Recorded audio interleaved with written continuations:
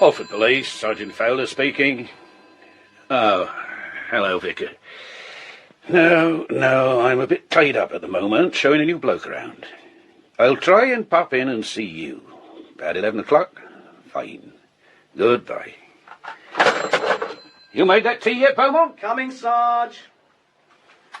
So. Oh, blimey. Didn't they teach you how to make tea in that training college? What's wrong with it? Did you put any tea in? Yeah, of course I did. Then you didn't put in enough, or you didn't let it stand. You've got to let tea stand. I hate weak tea. Sorry, Sergeant. Sit down. Now, why have they dumped you on me, Beaumont? Whom have I offended? Well, it's only for a few weeks, Sergeant. Until they complete the reorganisation at Denton, then I'll be posted there. It may be for a few weeks for you, Beaumont, but it'll seem like months to me. Anyway, you're here, and I got to put up with you. Now, this is the police house, station below, living quarters behind and above. You'll have the small back bedroom. You'll make your own bed, but a woman does the cleaning. Come and look at the map. Holford District. This is the area we cover. It's about 300 square miles.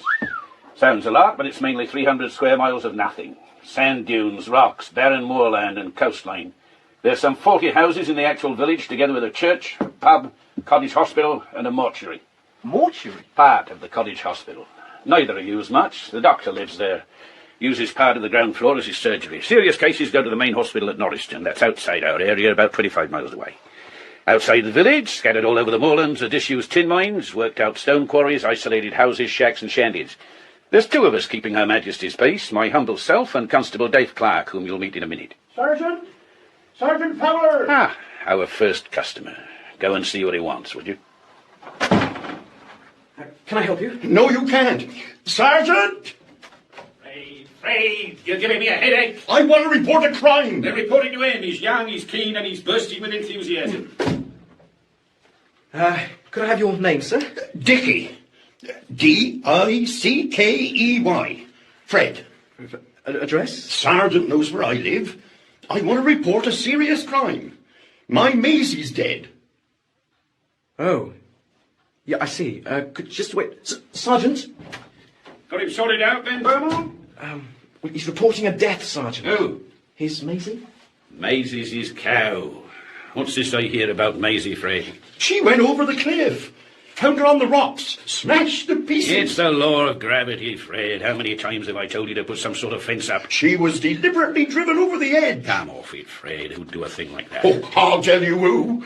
That weirdy who's camped out on the moor. The bloke with the beard. He's an oil company geologist exploring the bowels of the earth to bring wealth and prosperity to all. He hasn't got time to chase cows over cliffs. Then what was he doing in my field 12 o'clock last night? When I see him, I'll ask him. And if it's not a rude answer, I'll tell you. Where's the carcass? On the beach. I want it moved. Well, I can't move it. One pair of hands, that's all I got. I'll send Constable Clark over to help, together with my young colleague here. You should manage it between you. I still say he deliberately drove her over that cliff. I'll get Constable Clark to look into it.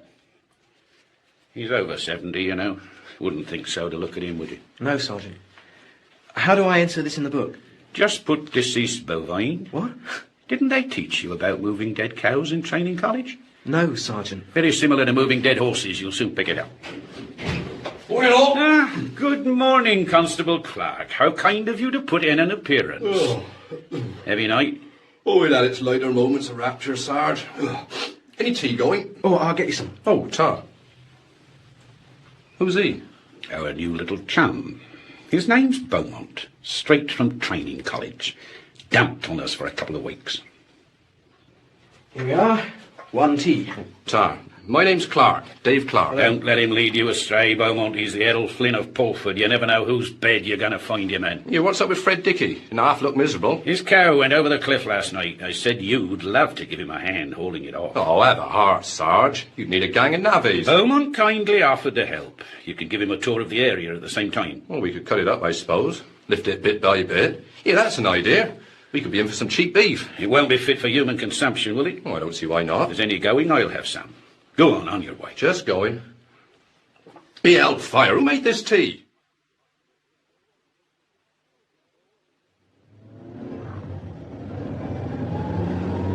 Is it always as misty as this? Most mornings. Rolls in from the sea.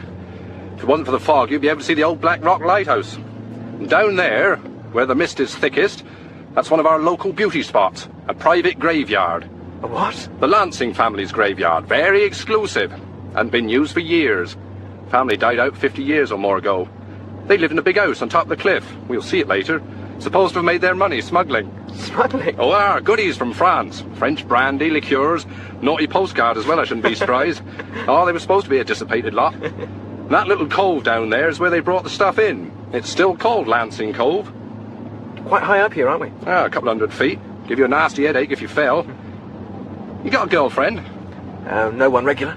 Very little talent round here. I'm running around with the barmaid at the pub at the moment. Here, I'll buy you a drink tonight and introduce you. Oh, She's got a friend. Oh? Yeah, tell you what, I'll introduce you. We can make up a foursome. What's she like? Pleasant. Very pleasant. How are you getting on with the sergeant? Oh, so. Seems a bit short-tempered. Yeah, he's been like that ever since his wife went. I was wondering about his wife. How did she die? Oh, she didn't die. She walked out on him. The wound is still very raw. Why did she leave? Another man? No. Oh, she suddenly got fed up with being a copper's wife. No, I'm never going to get married. Hope you don't find things too boring down here. Getting this dead cow off the rock's going to be the highlight of our week. Fowler to Clark. Fowler to Clark. Come in, please. Yes, Sarge. What's your position? Over? On the cliff road, couple 100 yards past Black Point. We've had an anonymous phone call. Who from, Sarge? Very funny. Hope you'll still be laughing when I tell you it reported a body on the beach off High Cliff. Check it out, would you? Oh. On our way, Sarge. Much experience with dead bodies? No, I've never seen one in my life. Well, as it's your first, let's hope it hasn't been in the sea too long.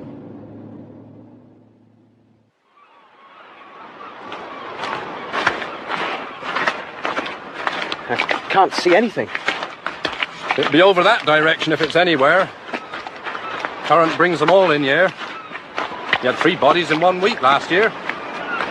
Put the visitors off their ice creams. Fowler to Clark. Hello, Sarge. Found anything? Not a corpse in sight, Sarge. Your anonymous caller must have been having you on. Over there! Beaumont spotted something, Sarge. He's gone off like a dog after a rat. I'll get back to you. Here, wait for me! Had I known what we were going to find, I wouldn't have run so eagerly to my first body. A man, spread-eagled face down on the rocky beach, the incoming tide lapping at his feet. The rest of him was dry. He hadn't been in the sea. He'd fallen from that 200-foot-high cliff. Here, give us a hand. Got to move him. Well, I thought we weren't supposed to move dead bodies until the doctor comes. Now, that don't apply when the tide's coming in. It'll float out to sea if we don't shift it. Turn it over first. Let's see who it is. His face. Look at his face. Oh, my God. A bearded man, aged about 40. One sightless eye staring up out of a face bloody and lacerated, as if it had been whipped with barbed wire. But it was his right eye, or where his right eye should have been. Clark to Sergeant Fowler, over. Go ahead, Clarky. We found your body, Sarge. It's that oil company geologist. Aldridge. He must have fallen over the cliff. Is he dead? Dead? Every flaming bone in his body is broken. There's something else. I don't know. Here, stop staring at it. You all right? Yeah, I think so. You sure? Corpse has got more colour than you have. What's an oil company geologist doing in Polford? Polford's a potential oil boom town, didn't you know? He could be sitting up one of the largest deposits of oil in the Northern Hemisphere. Well, should liven the place up a bit. Well, half the locals welcome the idea. The other half don't want the natural beauty of the district spoiled. In my opinion, Polford is the only place that oil pollution would improve. Why'd you stay? I don't know. It's got a certain eerie charm. What you doing down there? Waiting for you, Sarge! Got it all solved, have you? Old Captain Fry? He fell over the cliff? Yes, Sarge! Then I suggest you come up here and try again. There's skid marks, blood and bits of broken wing mirror. Come in, Sarge! Just my bloody luck. Oh, shall I come with you? No, you'll moan like mad if we leave the body unattended, so I might pinch it. There, look. Skid marks. And this is where it hit him. Must have been going at a fair old lick, Sarge. It's a wonder the car didn't go over the edge as well. It wasn't a car, it was a van. A blue van. Well, how do you know? Because I use my eyes, Constable, which is what you should flaming well do. And look there, in the grass. You think that might help you with your inquiries? Number plate. LXT123. Mr. Mitchell. Lancing House's blue van. Brilliant, Constable. How do you do it? There's the doctor. Well, I'll leave you to look around some more in case there's anything else you've missed.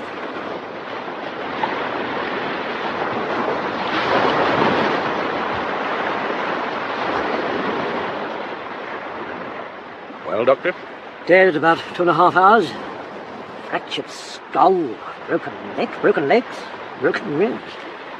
Did you notice these fragments of glass on the jacket? Bets a wing mirror. We think he was struck by a van and sent flying over the edge. A van? Oh, yes, that would account for the rib damage here. The fall wouldn't have done it. Oh, Mary says I'm to invite you round for a meal tonight. I'm quite capable of getting my own meals, thank you. No one said you weren't. It's a social invitation, so we can both enjoy your charming company. These facial lacerations are interesting. What caused them? Hard to tell. There's so much blood and sand there. I should be able to tell better when I get him back and clean him up. Well, are you coming or not? What would we have to eat? If you're invited to dinner, George, you don't demand to see the menu first. I think it's chicken. Roast potatoes? Why don't you ask the colour of the plate? If you don't want to come, fair enough. I'll ask your new constable. All right, I'll come. That right eye is interesting. Could a bird have done that? Possible, but I don't think so. Was the body in this position when you found it, Constable? Constable? If you're going to be sick, Beaumont, kindly move downwind. It's his first body.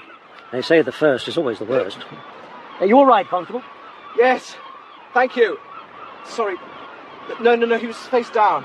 Even if he was face up, it couldn't have been a bird. There's far too much blood there. That eye came out while he was still alive. Well, nothing more I can tell you until I get him back to my place. It's just like old times, Sergeant. I thought this one would please you. Clarky? Give the doctor a hand with the body. I'm taking Beaumont with me to visit Mr. Mitchell. Who is this Mr. Mitchell, Sergeant? Mystery man. Only been in Pulford a couple of years. Bought the old Lancing house up on the Clef. The Lancings? They're the one with the private graveyard, aren't they? The haunted graveyard, that's right. Haunted? People say there's lights moving about the graves at night. Old Lancing looking for his dead wife. I say it's courting couples doing their brass rubbing. Here's the house. Oh, it's big, isn't it? He's not short of a few bob.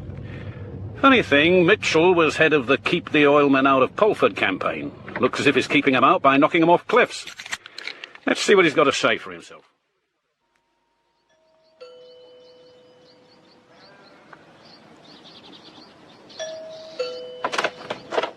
Yes? What do you want? The girl who answered the door was the most beautiful thing I'd seen for weeks, months, years. Blonde, sexy, suntanned all over. I state that categorically because she wore nothing under her loose, unbuttoned housecoat. She had a tiny mole on her stomach.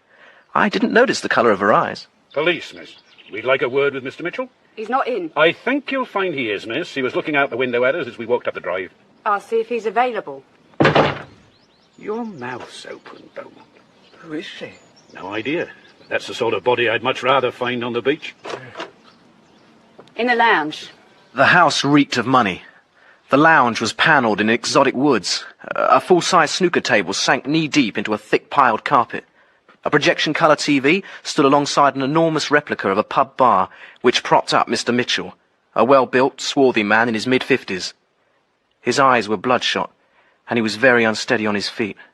Sergeant Fowler, come in. Sit down. Pleasure. Great pleasure. Ah, thank you, sir. Drink? Let me get your drink. No, thank you, sir. I'm driving. It's very dangerous to drink and drive. You seem to have sunk a few, if you don't mind my mentioning it, sir. It's not a crime for a man to drink in his own home, is it? No, miss, not in his own home. Should have introduced you, Sergeant. Miss Kim... what's your second name? Reynolds. Miss Kim Reynolds, a friend. He hasn't been out all day. You're a mind reader, Miss Reynolds. I was just about to ask that. You haven't been out at all today, then, sir? That's right. I'm his witness. You own a dark blue van, Mr. Mitchell, registration number LXT123. That's correct.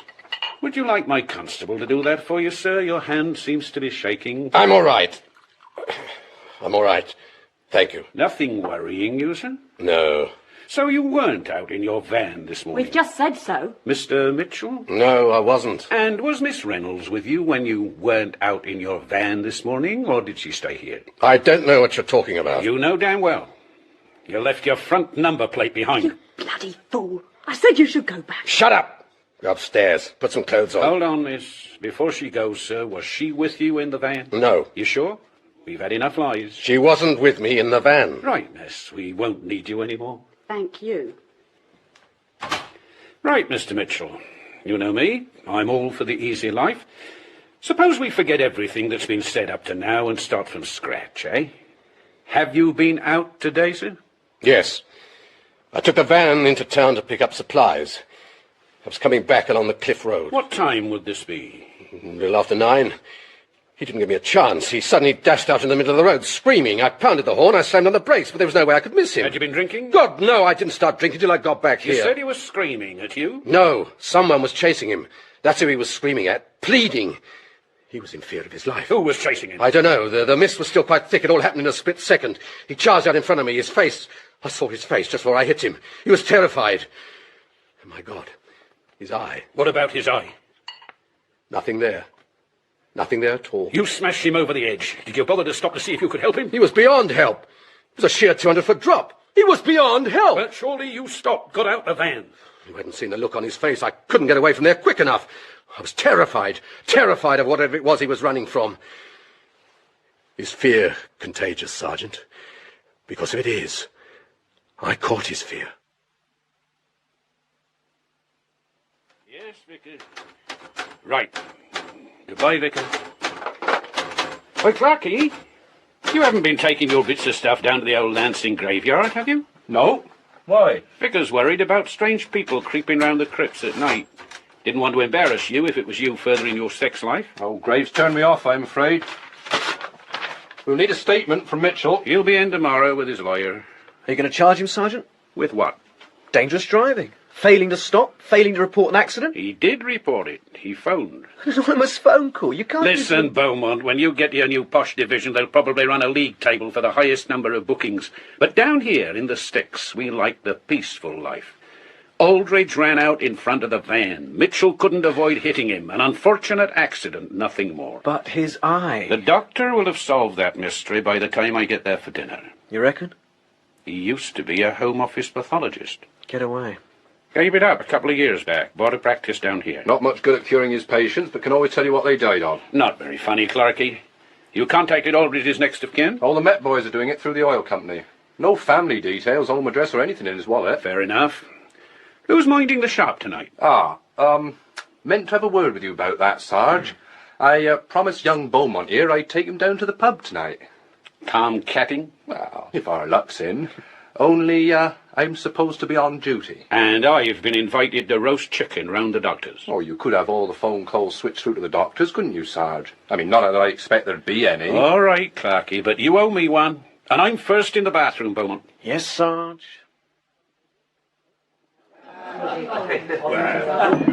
Right, here you go then. Get that down inside you. Sarge, cheers. Cheers. Hold on, there's a girlfriend. Rose! Just a minute. Well, what do you reckon then, eh? Very nice. Hello, Dave. Hello, sexy legs. This is our new copper, Roy Beaumont. Nice to meet you, Rose. Was you with him when they found that man on the beach? Both his eyes out? Makes me shudder. Only one eye, Rose. Sally in yet? Should be in later. Why? Roy here's dying to meet her. Thought we'd make up a foursome. Oh, she'd like that.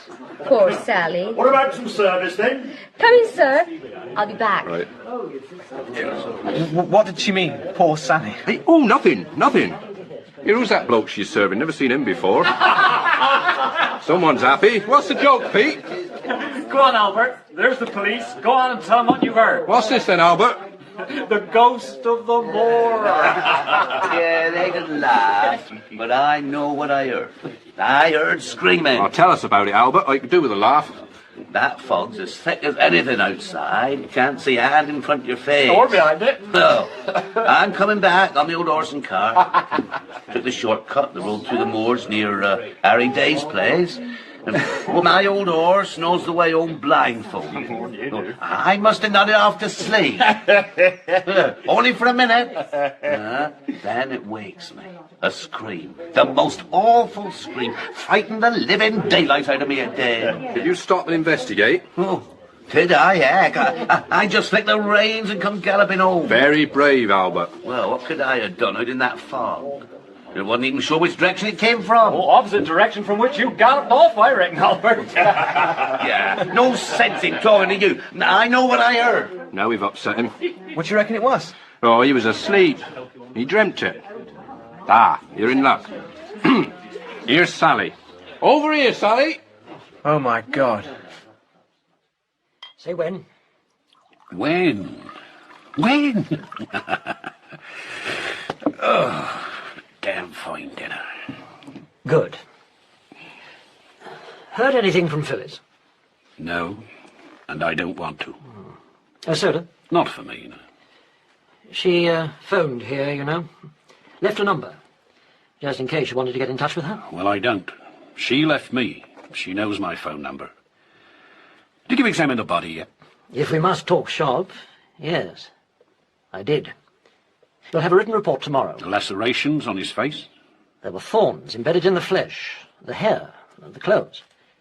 He'd run full pelt straight through a thorn bush of some kind. And the eye? Imagine running full pelt into thorns. He ran into the bush, it tore his eye out, and still he ran on? The pain! The pain would have been terrible. He could have been running away from something he feared more than the pain. Mitchell said he was running from someone. Well, he could have been high on drugs. We wouldn't have known what he was doing. We wouldn't have felt anything. That sounds more like it. Except I rushed samples through to forensic. They phoned through to say there was nothing. Oh, no. I'm not going to be called out tonight, am I? It's like pea soup out there.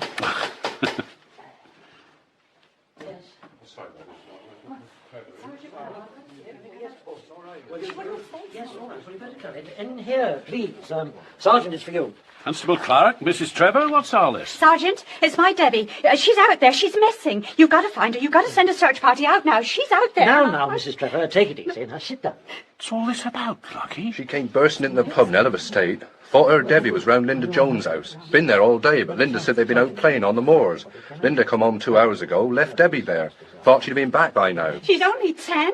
Anything could have happened to her. You've got to send a search party. Well, here, Mrs. Trevor. Drink this.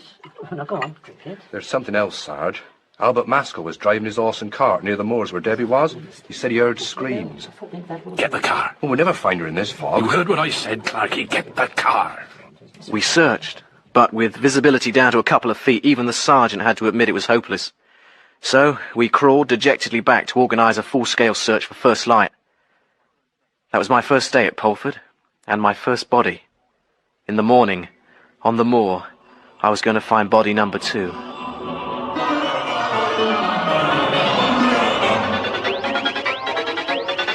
That was part 1 of Outbreak of Fear by R.D. Wingfield, with Leslie Sands as Sergeant Fowler and Nick Orchard as Constable Roy Beaumont. The rest of the cast: Dave Clark, Cornelius Garrett, Dr. Lethbridge, Paul Nicholson, Pete Carter, Derek Graham, Mitchell, Conrad Phillips, Fred Dickey, Fred Bryant, Rose, Gilly Grattan, Albert, Douglas Leach, Kim, Deborah Page, and Mrs. Trevor, Patricia Gibson. The program was directed in Bristol by Brian Miller.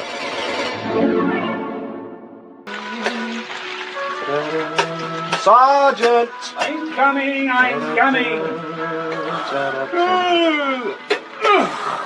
Blasted fog's thicker than ever.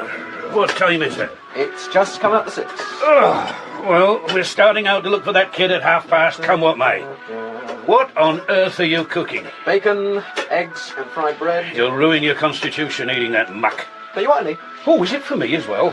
Lovely, chuck it over. And I've made the tea. Oh. Did you let it stand like I said? Yes, Sergeant. What time will the others be here? Help yourself to sugar. 6:30. You sure you let this tea stand? Yes. How many spoonfuls you put in? 3 heaped teaspoons, Sergeant. Exactly as you told me. Here's your breakfast. Mind, the plate's on. Ooh. Sir, what do you reckon that screaming was on the moor last night? You can't believe half of what Albert Maskell says. Lives in a world of his own half the time. You going to eat that fried bread? Yes, Sarge. Oh. Oh, have it if you want. No, wouldn't deprive you. Hope that kid's all right. Listen, we did what we could, Sarge. The fog beat us. We should have carried on a bit longer and we might have found her.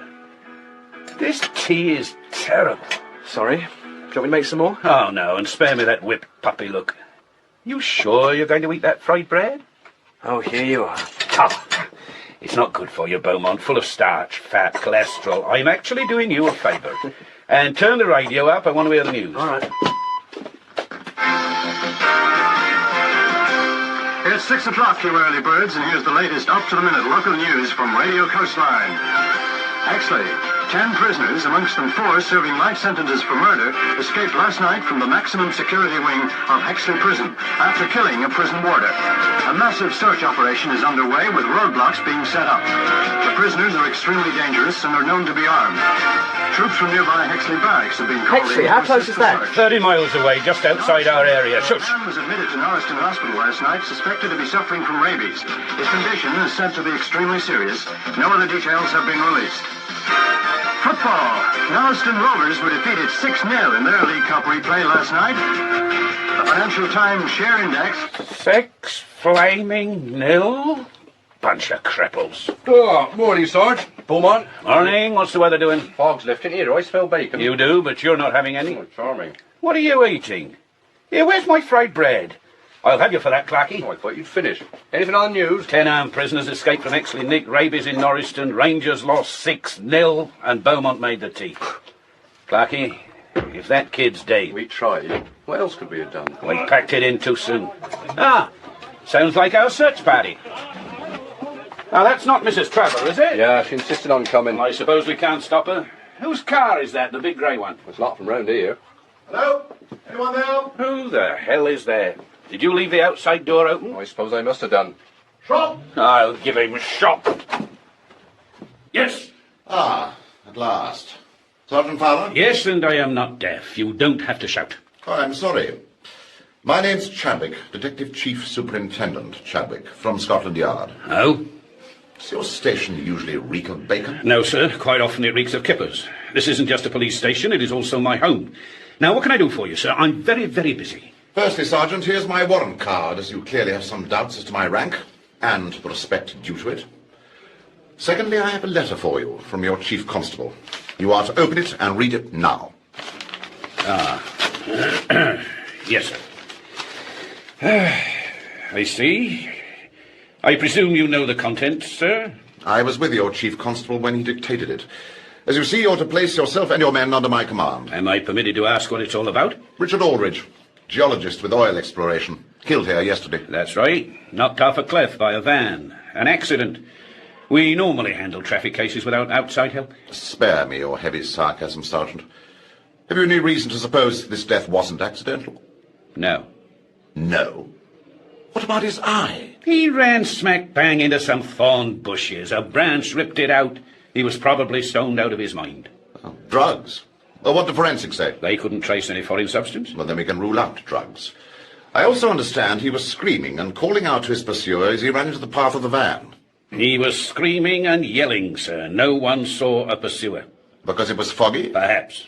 Surely enough to make you doubt that the death was purely accidental. Perhaps. But why send you? Why such a big noise from the yard? Oil, Sergeant. International complications.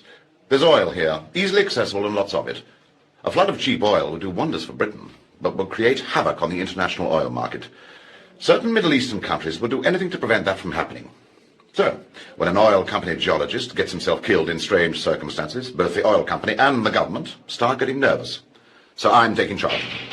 Come in. Come in. Sorry, sir. Force of habit. We're ready to move off now, Sarge. Move off? Where? Look, whatever else you've got on hand, fella, I want it cancelled. Little girl, Debbie Trevor, 10 years old, missing on the moors all night. We were going to look for her, but if it's cancelled, the mother's outside. Perhaps you'd go and tell her. I'll carry on with the search, Sergeant. I'll come with you. I like to see how my men work.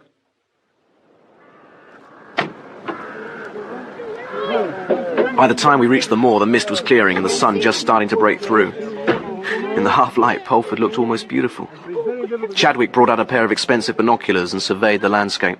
How far shall we go then, Sergeant? Make it as far as those rocks, Pete. When you reach them, wait. I'll come to you. Right, come on, you lot. Clarky? Constable Clark, take Beaumont and nip over to Harry Day's place. She might have reached there and stayed the night. He'd have brought her back by now. Maybe, but check it out. Right. Come on, Beaumont. Some rugged country around here, Sergeant. Yes, sir. Do you think I could have a look through those field glasses? Wait a minute. Hello, what's that? Birds swooping down from the sky. Crows, I think. We haven't really got time for bird watching, Mr. Chadwick. Well, something's attracted them. Animal carcass, I think. Sheep, perhaps? There's no sheep. Oh, no. Oh, please, no. Beaumont! Clark! Over there, quick!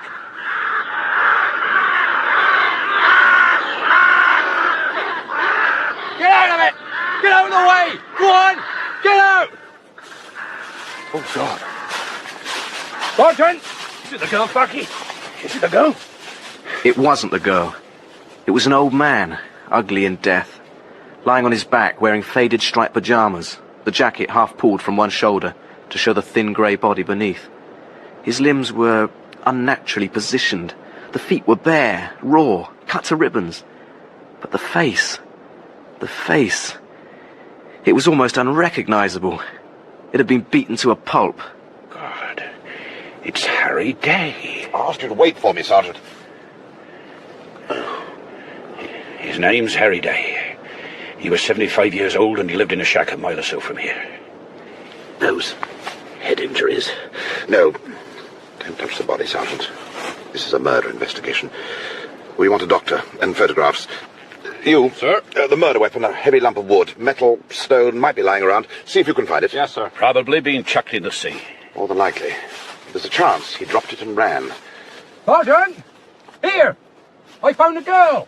Debbie Trevor was alive and unharmed in an exhausted sleep. Her night's exposure could have been fatal. But someone had wrapped a thick dressing gown round her as she slept. It was Harry Day's dressing gown. Harry Day's dressing gown? You sure, Doctor? Of course I'm sure. Harry was one of my patients. Good Lord, he was wearing it when I called on him the day before yesterday. That oil company geologist was with him. Strange, they now should both be dead. Who had covered the girl with the dressing gown? The sergeant tried to question her, but she couldn't help much. It wasn't the old man, she was sure of that. It was someone big. A big man. He'd come in the dark as she was drifting off to sleep, and had gently covered her up. This must have been minutes after he'd killed the old man. We gathered round the body at a respectful distance, as the doctor carried out his careful and unhurried examination. We haven't got all day, you know, Doctor. You're in my light, Mr. Chadwick. I only want to know the cause of death, not his medical history. The cause of death was heart failure. What? Heart failure? Look, is there another doctor we can call in? No, sir. Look at his face, Doctor. His head. Don't you think that might have something to do with his death? No. The blows to the head were delivered after death, a typical post-mortem wounds. Oh, so you're an expert on post-mortem wounds, are you, Doctor? For your information, sir, Dr. Lethbridge was a senior Home Office pathologist for nearly 20 years. You're in the CID. You must surely have heard of him. Dr. Lethbridge? Of course, of course. Why did you give it up? Overwork. I thought I'd try my skills on the living for a change. No, we're very fortunate to have someone with your skills. Heart failure, you say? Yes. My guess is that he ran, and in his bare feet until his heart gave out. Then his pursuer did this to his face. Why, for God's sake? Well, I don't know why. Perhaps he just enjoyed doing it. And the girl, the dressing gown? Stripped from Day's body after death. That accounts for the curious placement of the limbs. Then gently wrapped round the sleeping child. I find that sick. So do I. He must be a maniac, and it's pretty certain he'll kill again. Before that happens, we're going to find him. We'll need more men, Mr. Chadwick. I'll contact County as soon as we get back. I presume you'll be bringing someone in from outside to do the post-mortem? I doubt if we get anyone with your qualifications, Doctor. Will you do it? If you wish. Thank you. We better take a look at Day's cottage now, Sergeant. Good grief, what's been happening here? The room looked like the saloon bar in a Western film after the big fight scene. Furniture upturned, ornaments broken on the floor, the mirrors smashed, pieces of crockery everywhere you trod. Harry Day had put up quite a fight before running barefoot into the dark. He was 75.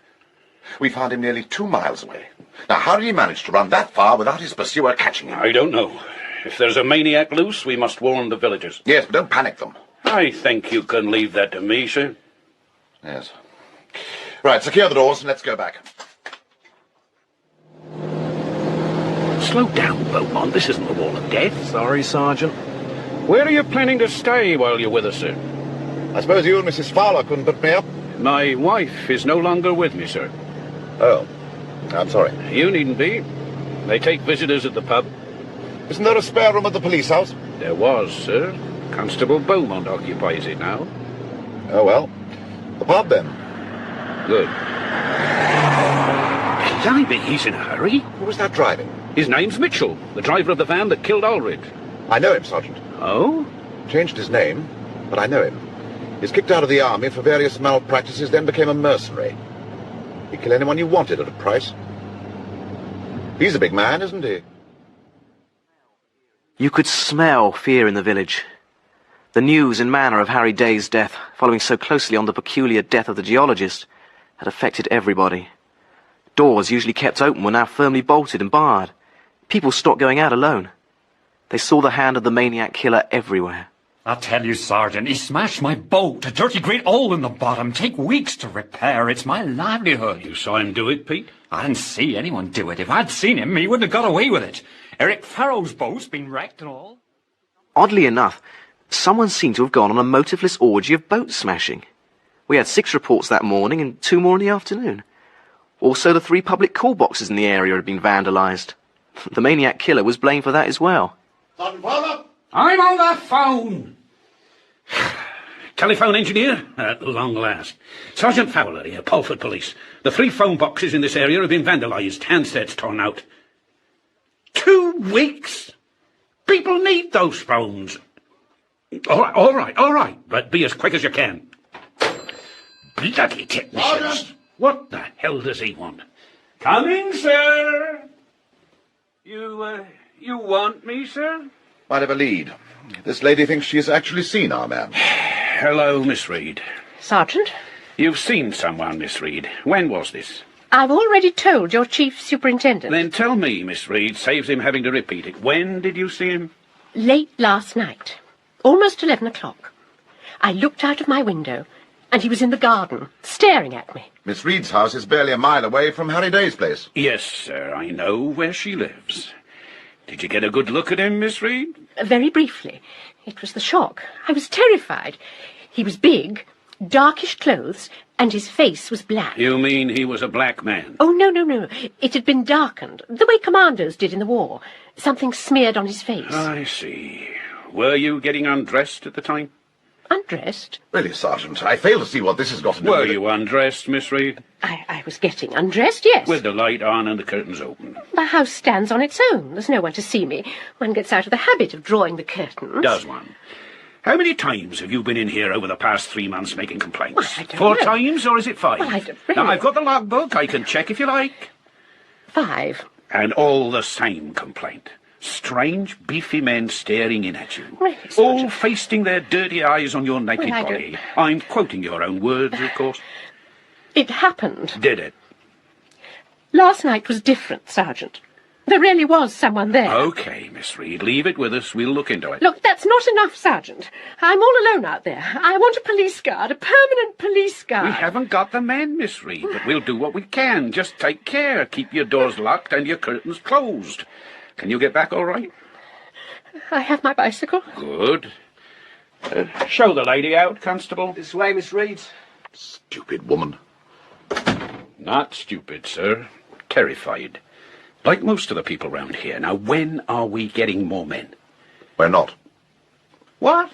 I've been on to the Chief Constable. County haven't got any to spare. We've got a maniac loose, a double killer, a couple of tracker dogs, that's all we want. We'd have him in no time. No chance of any tracker dogs. In any case, most of them have been put down. Put down? You've heard about the suspected rabies outbreak? Yes. Well, first forget about the suspected. There's no doubt at all. It's one hell of an outbreak. Huh? We're not releasing full details to the public, so keep this under your hat. About a month ago, an anti-vivisection group broke into the government research laboratory at Norriston. They opened cages and released over 40 laboratory animals. Dogs, cats, rats, guinea pigs. The animals were being used in a research program to develop an anti-rabies vaccine. They were all rabid. No. Officially, 3 people have died. Let me tell you, unofficially, that the death toll to date is 23, and another 16 will die within the next 2 days. Good God. So you see, our 2 deaths must seem rather small beer to County at the moment. One bonus, though. County are establishing a 3-mile no-go buffer zone between our boundary and Norriston, letting no one in or out. So our killer must still be in the area. And all we've got to do is find him. It's the vicar to see you, Sergeant. Said he called earlier. Forgot about him. Can't see him now. Tell him I'm out. Oh, hello, Vicar. Come in, come in. Thank you, Beaumont. Vicar, this is Detective Chief Superintendent Chadwick, and I'm afraid we are rather busy. I'm sure you are, Sergeant. A terrible business, this. Just terrible. Actually, that's why I'm here. Oh, dear. I'm sure you'll think I'm wasting your time, but... Sit down, Vicar. Let's hear it. It's about the old Lancing graveyard. What? That's a disused private graveyard outside the village, Mr. Chadwick. Reports of lights flickering there at night. We'll look into it, Vicar. First chance we get. It's the old Lancing vault, where the stone coffins are. You probably know the church receives a small annual sum from the Lancing estate for minor maintenance of the vault. I usually check it once or twice a year for structural faults. Mere formality, actually. They built much better for the dead than they did for the living in those days. Is this going to take long, Vicar? Only we've got an awful lot to do. Bear with me, Mr. Chadwick. I'm coming to the point. This is the key to the vault. The same key I've used for the past 18 years. Yesterday, it wouldn't fit the lock. What do you mean? The lock had been changed. Without your knowledge? Yes. When I examined it closely, I could see it was a brand new lock, but aged somehow to make it look like the old one. What's inside this vault? Stone coffins, human remains. Nothing worth pinching? No. But if you were stealing, you'd hardly fit a new lock. What's this got to do with poor old Harry Day's death? You said that was why you came here. You're looking for his killer. It occurred to me, Sergeant, what better hiding place for a man on the run than that old vault? Lock yourself in.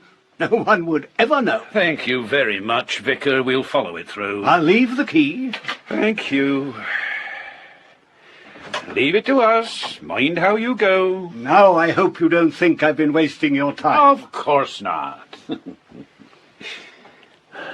what's the use of the flaming key if it don't open the lock? Damned amateur detectives. Harebrained theories.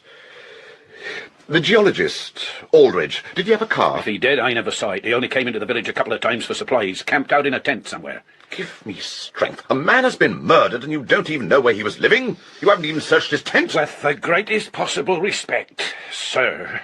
Yesterday we were investigating a road accident, not a murder. But if you want to find his tent, we'll go and look for it. Beaumont!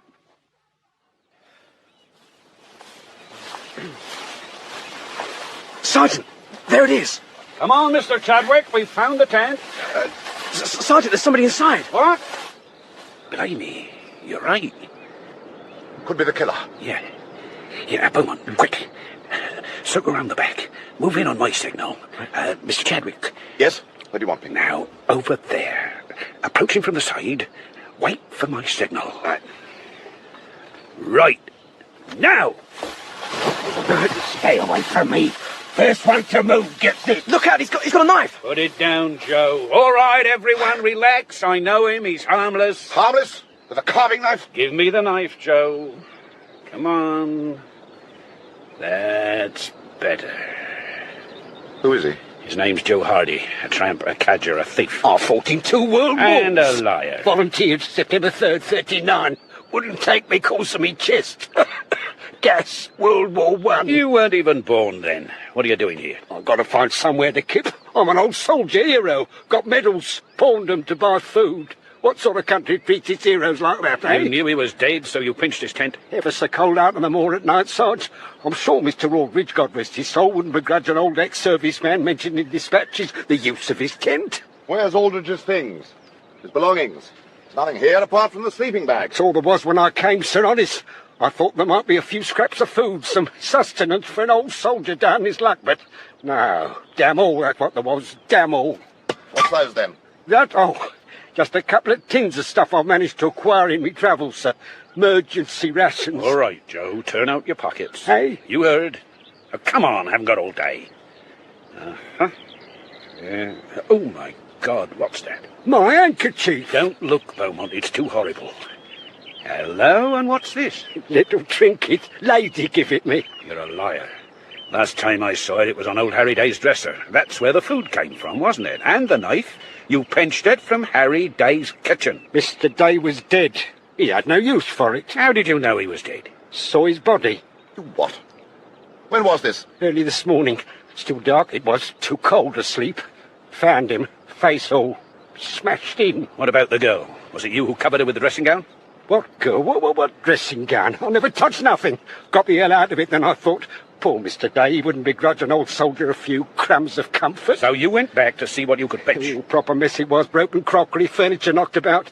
Didn't like the feel of that place. Just grabbed a couple of things and ran. Take him in, Sergeant. Hold on, sir. Take a sniff at him.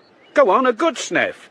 You think I want that in the police house? He killed that old man. Me? For a few trinkets and some food. Me? No, honestly, my life, I never touched him. I did all my killing in the war, sir. Top Nazi panzer troops I killed, single-handed, face to face. Not by old men in the dark. I know who did kill him, though. Who? That bloke down the graveyard. The Lancing graveyard? Yeah, a bloke down there. Violent enough for anything he was. He'd kill. I could tell from his eyes. I was going to keep down there the other night. Wind cuts through these thin clothes cruelly. All right, get on with it. Sometimes people give me warm clothes, Sarge. Now, there's a coincidence. I'm about your size, Sarge. Just get on with it. Well, when the wind's blowing, you get a bit of shelter from the lee of that vault. Oh, what a way for a war hero to exist, eh? Crashing down a lousy graveyard. Get to the point, Joe. I'm telling you, just got off I when I'm kicked in the ribs. Wakes me up. Still flaming feeling. I can show you the bruises. No, anyway, thanks. There's this torch shining in me face and this bloke staring down at me. He says if I don't get the hell out of there, he'll smash me bleeding face in. Sounds like the vicar. No, it wasn't the vicar. Bigger than him. Tall, beefy bloke. Black balaclava helmet over his face. Did you recognise him again? No, but he didn't half-kick me. All right, Joe, now hop it. Quick, before we change our minds. Yes, Sarge. Thanks, Sarge. Can I take the beans? Yes, all right, go on. Oi, leave the knife. OK, Sarge. Would you kindly remember, Sergeant, that I am in charge and that I, not you, say who is allowed to go and who isn't? Yes, sir. I don't believe a word he was saying, not a damn word. But your next priority, Sergeant, must be to take a look inside that vault.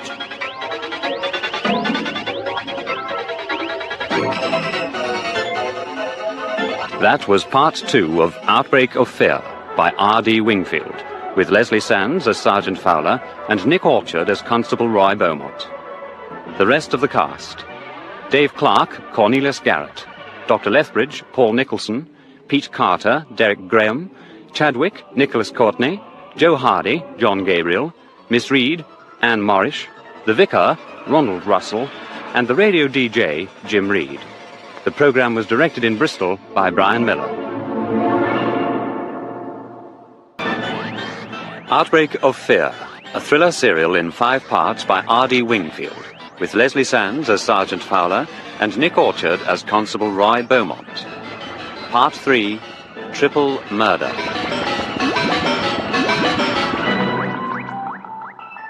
I was hoping we'd be able to look in on the old graveyard while it was still light. I've got a thing about graveyards. But it was not to be. On our return to the station, 2 more angry fishermen awaited us to report someone had smashed their boats. It's a blasted epidemic. How many boats is it now? 11, Sarge. There can't be many more left. So what we do about it? Mr. Chadwick says we're to stick it on the pending file. We got more important things to worry about. By the time we typed up our reports and had a meal, it was close on 10 o'clock. There was no moon.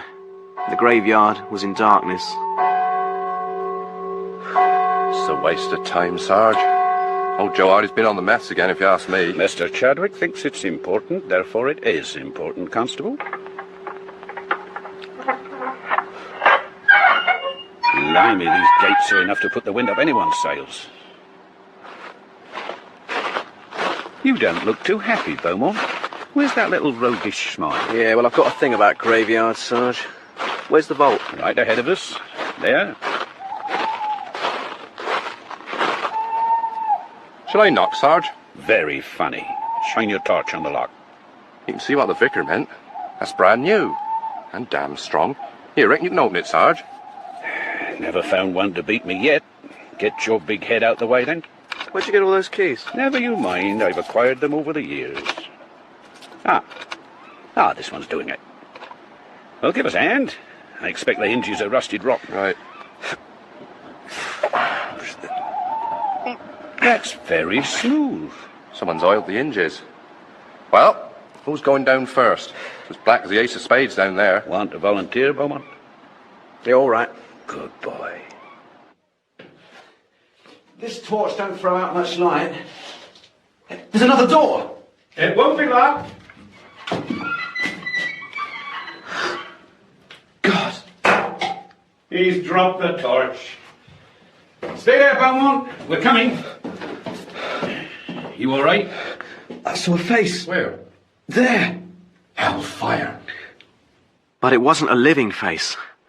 The beam of Clark's torch picked out a grinning human skull, perched on top of a coffin lid. It was yellow with age and discoloured with something that looked like blood. Flanking the skull were two obscenely shaped black candles. Devil worship. There's empty wine bottles all over the place. Hey, look at this, Sarge. Part of the floor was strewn with items of underwear, female underwear, flame-coloured, some of it torn as if it had been ripped off in a frenzy of passion. Someone's been having an orgy. Now, why didn't I take up black magic? I never knew they got up to larks like this. We'll be in the Sunday papers next. Put that torch up. Coming this way. Yeah. Sounds like two of them. Either side of that door. When they're inside, grab them. Now! No, you don't! You got them? Yeah. Yes, Sergeant. Let's see who they are. Not in my eyes, Sergeant. Pete Carter and Eric Farrow. All right, you two. What's your game? Our game? What's your game, Sergeant? That's more to the point. We see lights flickering in the old graveyard. We think it might be this boat-wrecking maniac killer, so we do our public duty and investigate. And what happened? We're assaulted by public servants. What are you doing down here at this time of night, anyway? If you must know, Sergeant, assuming it's any of your rotten business, we've been having a little drinky in the pub. We should be out in the boats fishing, but our boats have been smashed up and the police do nothing about it. We've a lot on our plates at the moment, Pete. How's Sarah? Shouldn't you be with her? Why? There's been 2 deaths, Pete. Your house is all on its own out there, and you know how nervous she gets. Sarah will be all right. She's got the place locked, bolted and barred like a ruddy fortress. And our dog will tear the throat out of anyone if she gives the word. It terrified that old oil geologist chap, it did. Aldridge? When did he call at your place? Day before yesterday. Wanted some water. Your dog didn't bite his eye out, did it? Of course it didn't. He was all right when he left our place. Intact. You won't be intact when Sarah knows you've been drinking. Now get back home, and mind how you go. We haven't caught this bloke yet. Oh, he better not try anything on us. We're ready for it, aren't we, Pete? You'll have to pick up the pieces, Sergeant. Come on, Eric. Come on. Lock up. Let's go home. Sergeant Fowler! All right. I'm coming.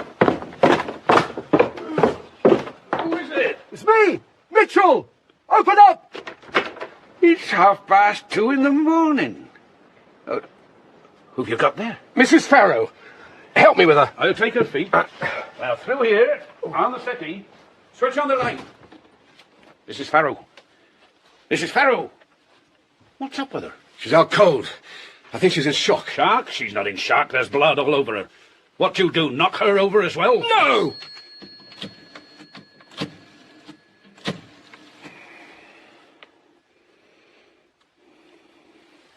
Hello, Doc. Yes, I do know the time. Can you pop across right away? I've got Eric Farrow's wife here. She's unconscious and bleeding badly. Ta. Right, Mr. Mitchell. What happened? It isn't her blood. There's no mark on her. Eh? You're right. It's on her coat. So what happened? Cigarette? No, thanks. I was driving back to my place in the van. At 2:00 in the morning? Yes, Sergeant, at 2:00 in the morning. As far as I know, there's no curfew in force. Okay, go on. I was on the coast road, just passing Lancing Cove when I saw her, smack in the middle of the road. In the middle of the road? Swaying as if she was about to collapse. I just managed to catch her before she fell. She kept muttering something about police. Must get to the police. Then she passed out.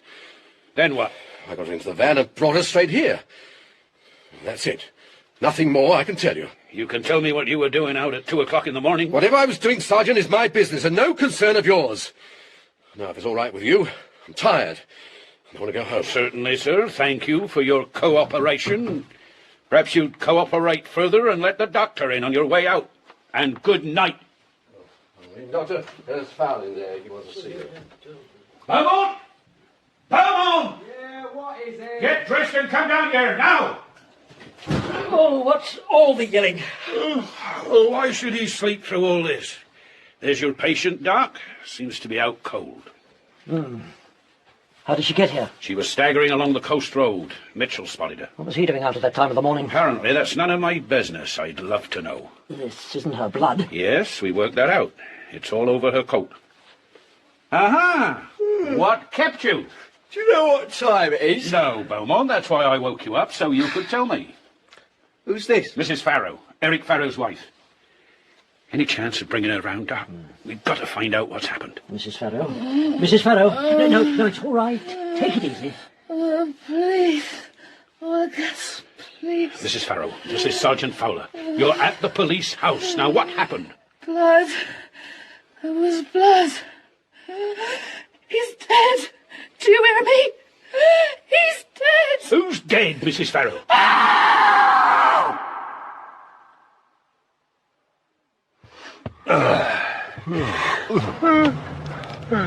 Straight to the Farrow place then, Sarge. Where else? I thought you might want to pick up Mr. Chadwick first. Chadwick? I've had all of him I can take for one day, thank you very much. Car coming, Sarge. I think that's Chadwick. What's he doing out at this time of night? Hello, sir. Bit late for you to be out, isn't it? We don't work office hours in the CID, Sergeant. Where do you think you're going? We were just on our way to the pub to collect you, sir, actually.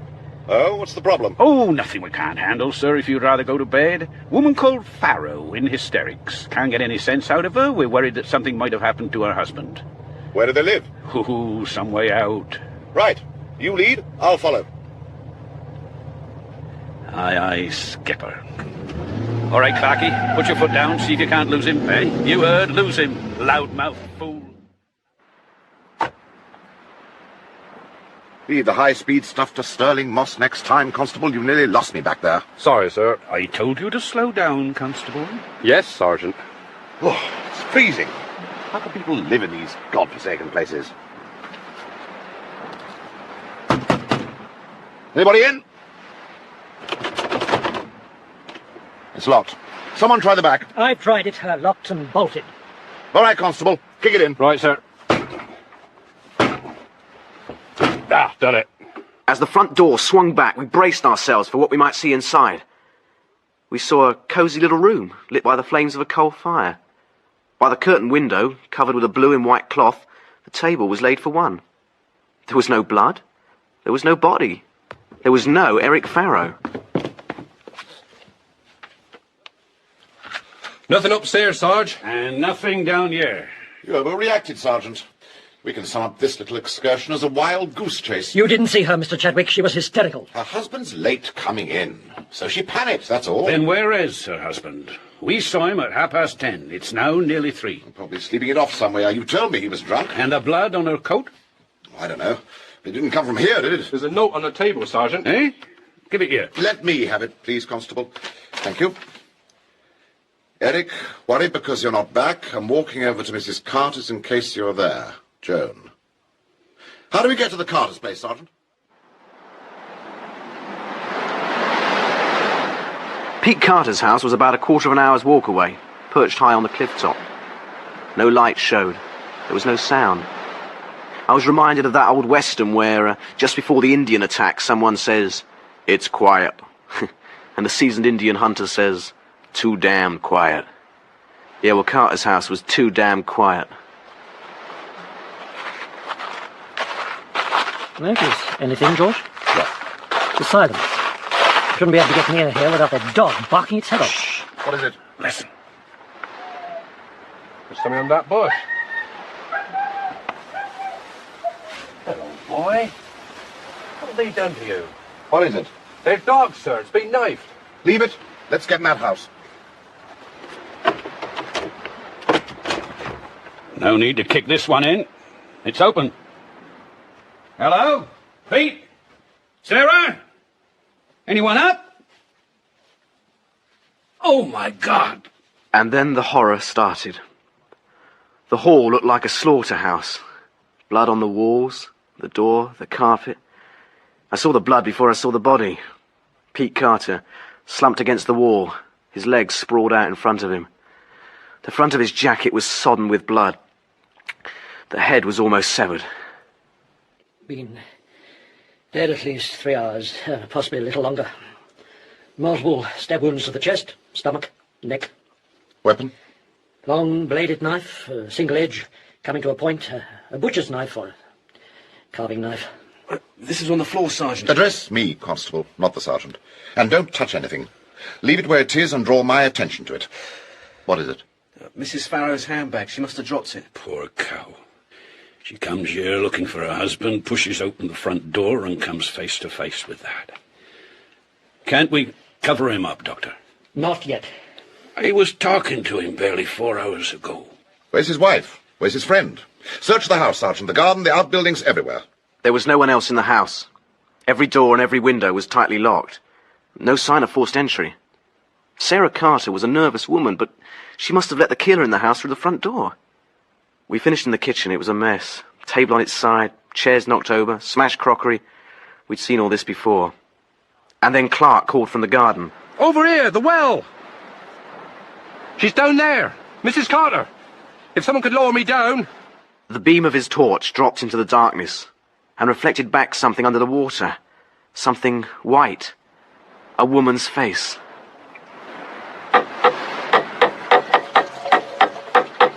Steady. Steady. All right, I got it. Oh, don't just stand there, Beaumont. Help me.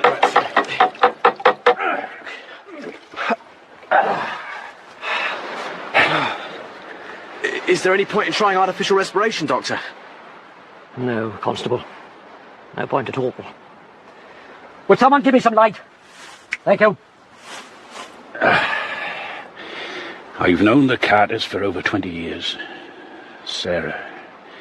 Anyone in trouble, just ask Sarah. She'd help him. When Phyllis was sick... How did she die, Doctor? No obvious wounds. Every indication that she'd run. Hello. What's this on her forehead? It's a bruise. We might have knocked her head when we were winching her up. No, this is a bruise. We don't bruise after death. Looks as if someone hit her. She could have banged her head as she fell. Hell, how could she fall with that brick wall in the way? No, Doc, she was hit and chucked down. Or she jumped in herself. Jumped? You mean suicide? No. No. Aldridge was so anxious to escape his pursuer, he plunged through thorn thickets that tore out his eye. Harry Day ran on bare, bleeding feet until his heart gave out. And Sarah held herself down a well. To get away from the killer. You're making him out to be some kind of monster. Perhaps. And yet she opened the door to let him in. Oh, I don't know. It's pointless speculating. We haven't enough facts. I'll be able to tell more when I've carried out the post-mortem. Sergeant? Sir? Bring the doctor. I think I've found Farrow. Chadwick was standing by the open door of a wooden shed. As we hurried over, the sergeant's torch picked out drops of something red on the grass. A trail leading from the front of the house to the shed. Inside. Forgive me, I feel rather sick. The body of Eric Farrow lay face down in a pool of his own blood. There was a gaping wound in his neck, and a small, blood-stained stab mark in his back. A strange streak of red discoloured his hair. Has anyone got a cigarette? Here. I think I'd be used to death by now. Three of them. Let's get on with it, shall we, Doctor? Yes. Yes, of course. What's the matter with your hand? No, I tore it on a nail, nothing serious. It is Eric Farrow, I presume. Yes. How long has he been dead? About an hour and a half. He was stabbed after the others? No, he was stabbed about the same time as Carter. He just took longer to die. Huh. Well, I presume he found Carter's body. He was bending over it when the killer plunged the knife into his neck. He fell to the ground and the killer drove the knife deep into his back. leaning his full weight on it to drive it home. Right, yeah. The fellow wasn't dead, only dying. He crawled from the house over to this shed, the knife still in his back. That would explain it. When he reached the shed, he collapsed. When he was dead, the killer returned. All he had to do was follow the trail of blood. He retrieved the knife and departed. You're painting a very vivid picture, Doctor. Almost as if you were here when it happened. I'm a pathologist, Mr. Chadwick, trained to use my eyes. The blood has come from the neck wound, but that didn't kill him. The knife in his back did that. How do you know Farrow was dead when the killer removed the knife? If he was still alive, blood would have poured from that wound when the blade came out, but it didn't, so he was dead. Examine the wound, see how tightly the blade must have fitted. Thank you, Doctor. I'll take your word for it. What's that streak of red on the hair? Head injury? No. It would seem that our killer is rather fastidious. When he removed the knife, there was blood on the blade, so he carefully wiped it clean on his victim's hair. Mr. Chadwick, can I have a word in private, please? Outside.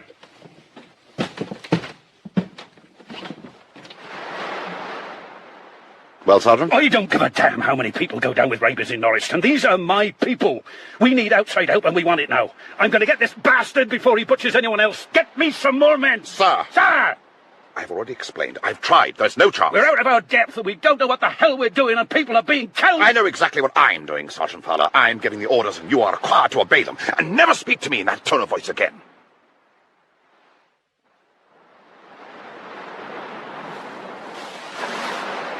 This is bloody hopeless, Sarge. Find a murder knife in the dark? Could be anywhere. Flaming killer's probably still going on him anyhow, ready for his next. How much longer are we supposed to look, Sergeant? Till we find it, Mr. Chadwick said. And where is he? Huh? Very good at giving stupid orders, not very good at helping carry them out, is he? He's coming, Sarge. Any luck? Not yet, sir.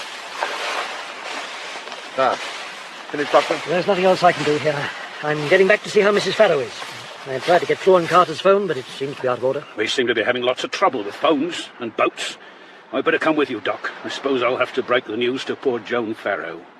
Unless, as senior officer, you would like to do it, sir. No, Sergeant, as you are constantly reminding me they're your people. We'll go back in my car. How do we get the bodies to the mortuary? I'll collect the pickup truck and come back. Clark, Beaumont, you stay here and keep watch. Sing along.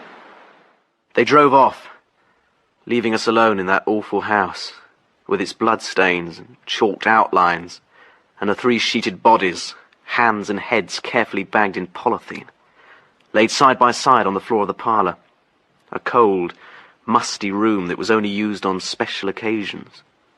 We shut the door and turned the key in the lock. For some reason it made us feel safer.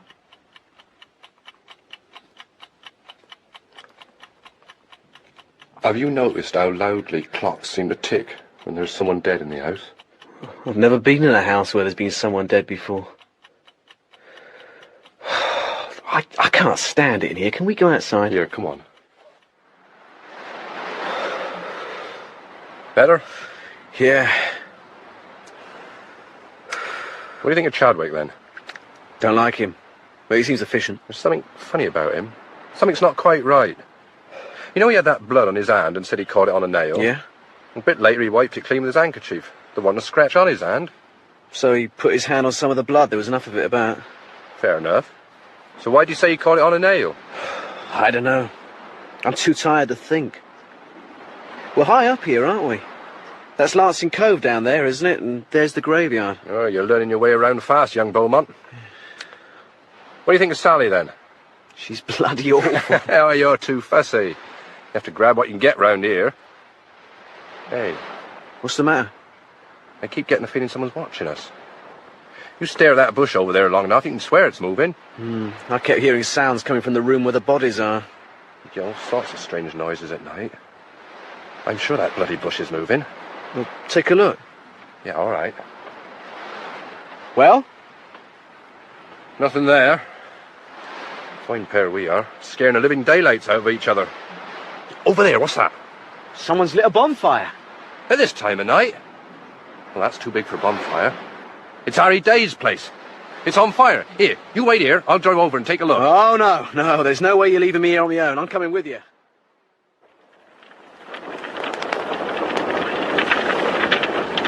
Not too close. Shouldn't we radio through for the fire brigade? No point. By the time they get here from Norriston, there wouldn't be anything left. We'll have to let it burn itself out. You know where you're going.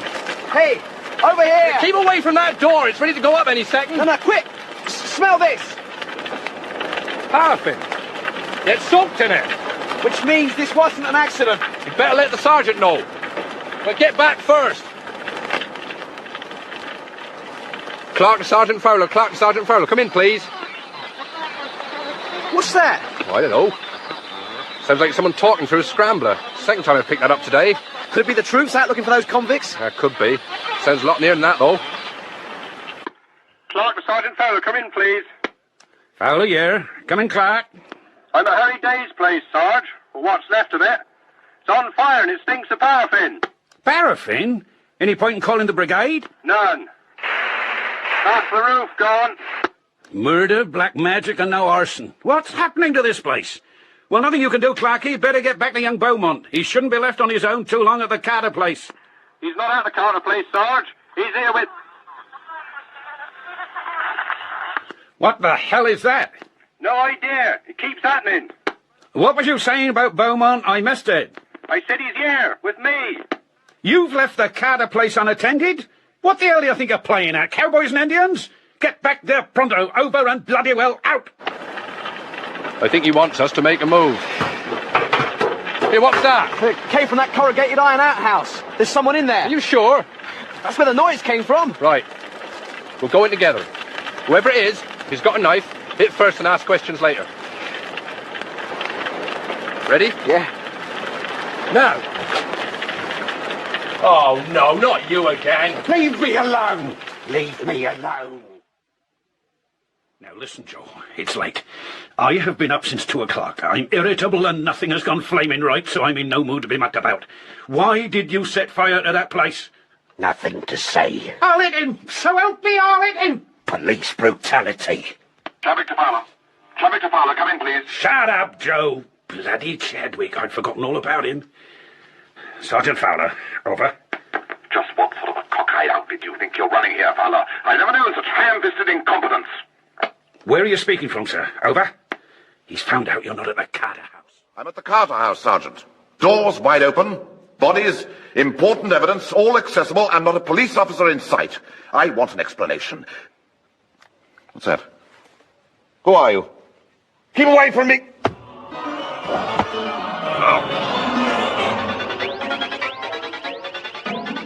That was part 3 of Outbreak of Fear by R.D. Wingfield, with Leslie Sands as Sergeant Fowler and Nick Orchard as Constable Roy Beaumont. The rest of the cast: Dave Clark, Cornelius Garrett, Chadwick, Nicholas Courtney, Dr. Lethbridge, Paul Nicholson, Pete Carter, Derek Graham, Mitchell, Conrad Phillips, Joe Hardy, John Gabriel, Eric Farrow, Malcolm Young, and Mrs. Farrow, Rosemary Siegel. The programme was directed in Bristol by Brian Miller.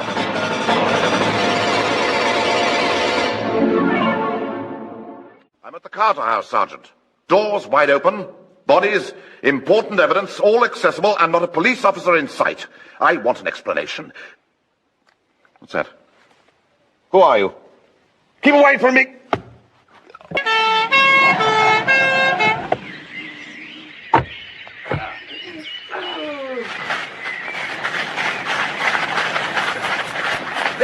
There he is, sir. Is he dead? No. Out cold. Let me see. Ooh, nasty lump on his head. He's been cosh. Beaumont, wet towel or something. Right, Sarge. There's no justice, Clarky. Pete Carter and Eric Farrow get knifed. All he gets is a clout round the head. Yeah, it won't half hurt him tomorrow, though, Sarge. Yeah, there is that, I suppose.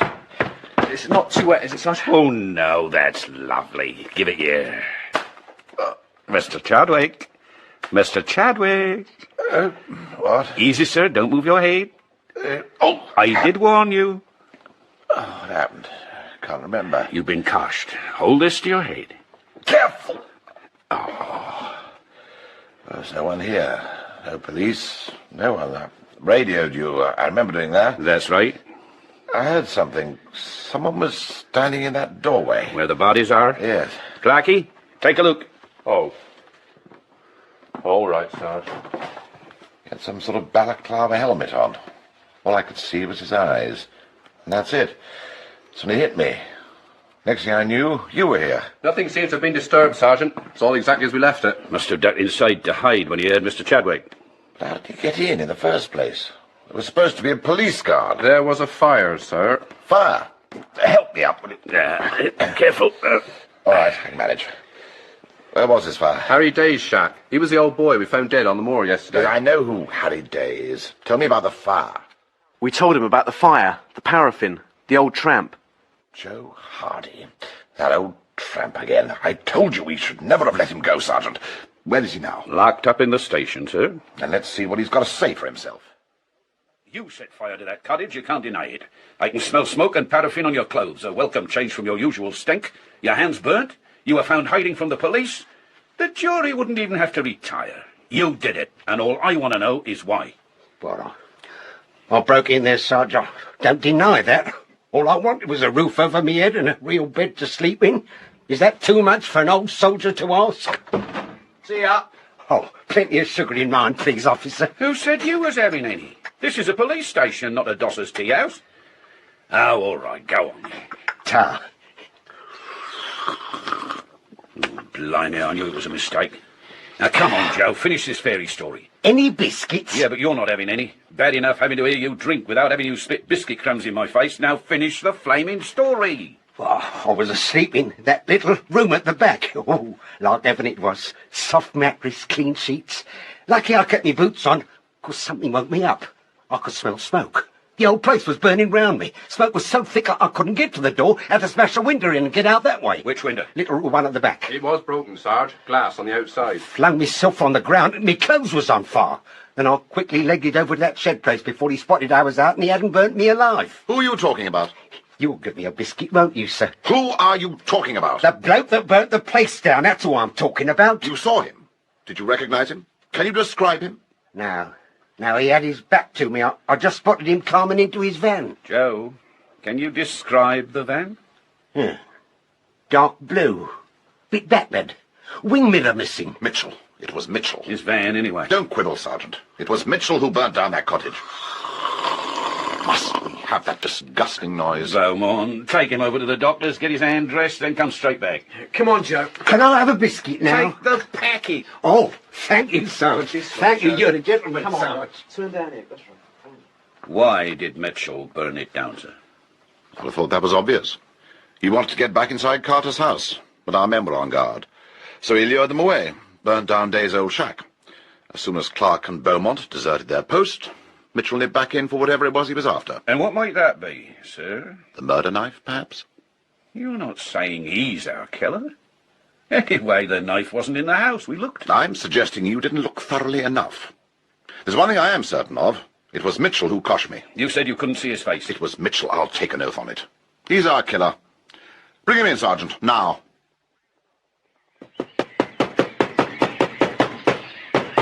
He's coming, Sarge. You know the drill. I keep him talking, you slip off and have a nose around. All right. What's your game? You won't need the poker, Mr. Mitchell. Sergeant Fowler. I'm sorry, but with this maniac on the loose, I couldn't afford to take chances.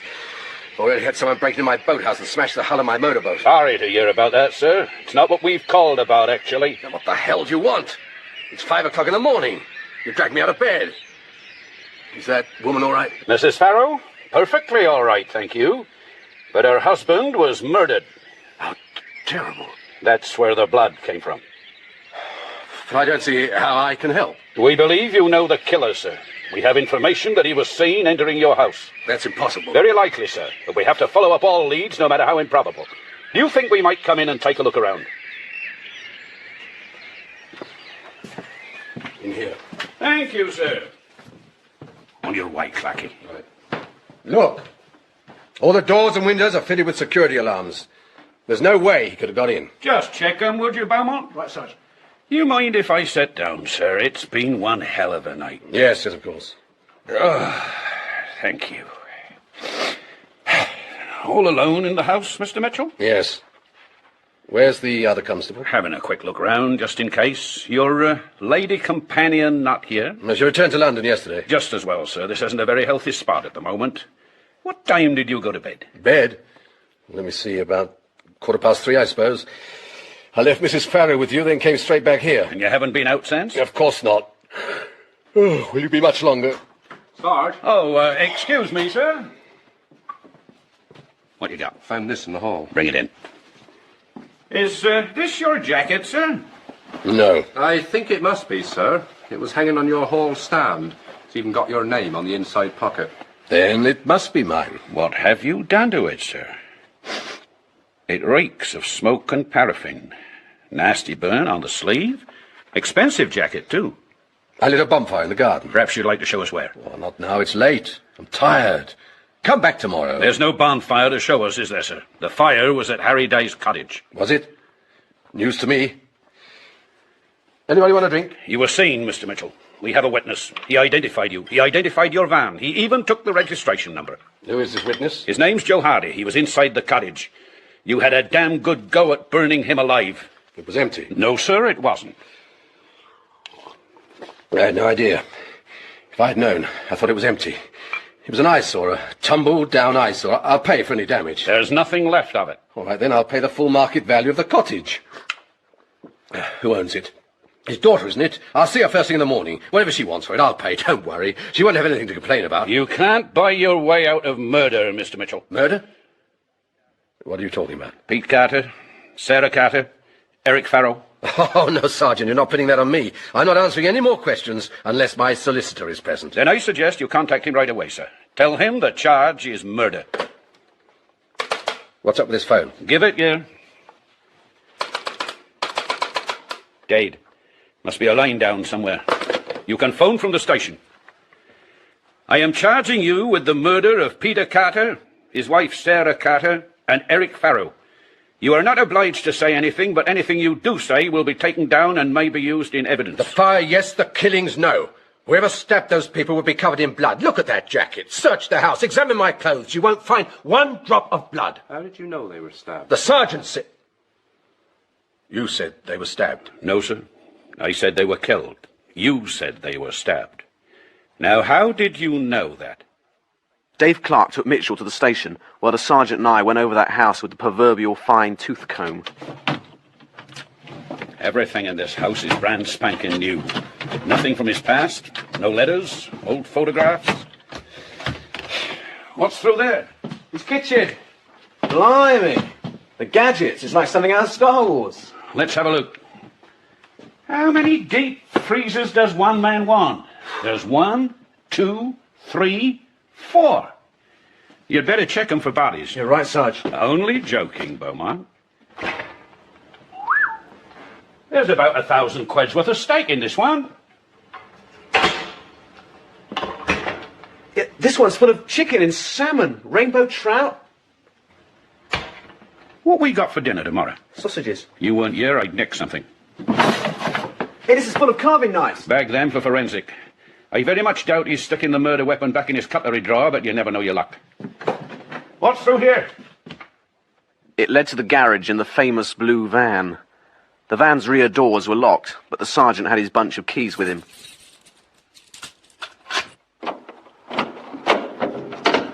Inside was a deflated rubber dinghy and 2 paddles. Still Wade. He's been busy tonight, hasn't he? Kills 3 people, burns a cottage down, belts Chadwick, and goes for a row in the sea. Nothing's making much sense. Let's try upstairs. There were 4 double bedrooms. 3 of them apparently awaiting the casual visitor who arrived without luggage. Wardrobes and drawers crammed with brand new items of clothing in various sizes.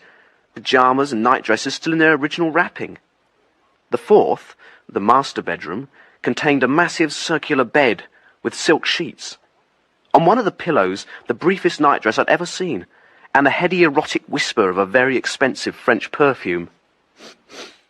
Oh, get enough of that. It's that stuff they use to get pigs to mate.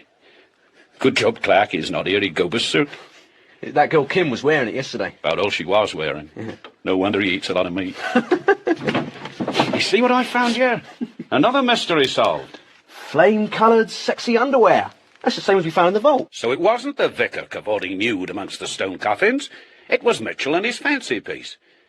I'll say one thing for him, he keeps himself occupied. There's nothing else here. Let's get back to the station. I'd better let Clarkie know we're on our way. Fowler to Clark. Come in, please. Oh, no, not that again. Fowler to Clark. Useless. What are you looking pensive about? Feeling a bit bitter, Sarge. Most of my courting's been done in the backseat of a Mini. Mitchell's got that warm bedroom, circular bed, that cracking blonde. Yet he goes and has it off in a drafty vault with airwigs and spiders crawling God knows where. Stop the car! What is it? We're bloody fools. He'd never take a bird to that vault. He likes his comfort too much. You've only got to take one look at his house to realise that. Yeah, but if he's dabbling in black magic... Black magic, a skull and a couple of candles. That was a blind, a cover. Anyone poking their noses in the vault to find out what all the comings and goings were about would say, oh, a naughty black magic orgy, and wouldn't look much closer. We didn't, did we? We didn't search the place. Then what else could it be used for? That's exactly what we're going to find out. What, now, Sarge? Yes, now.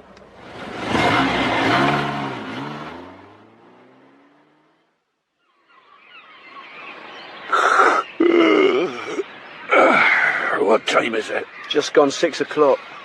Nearly time to get up. This is going to be a thorough search, Beaumont. We're not going to miss a thing.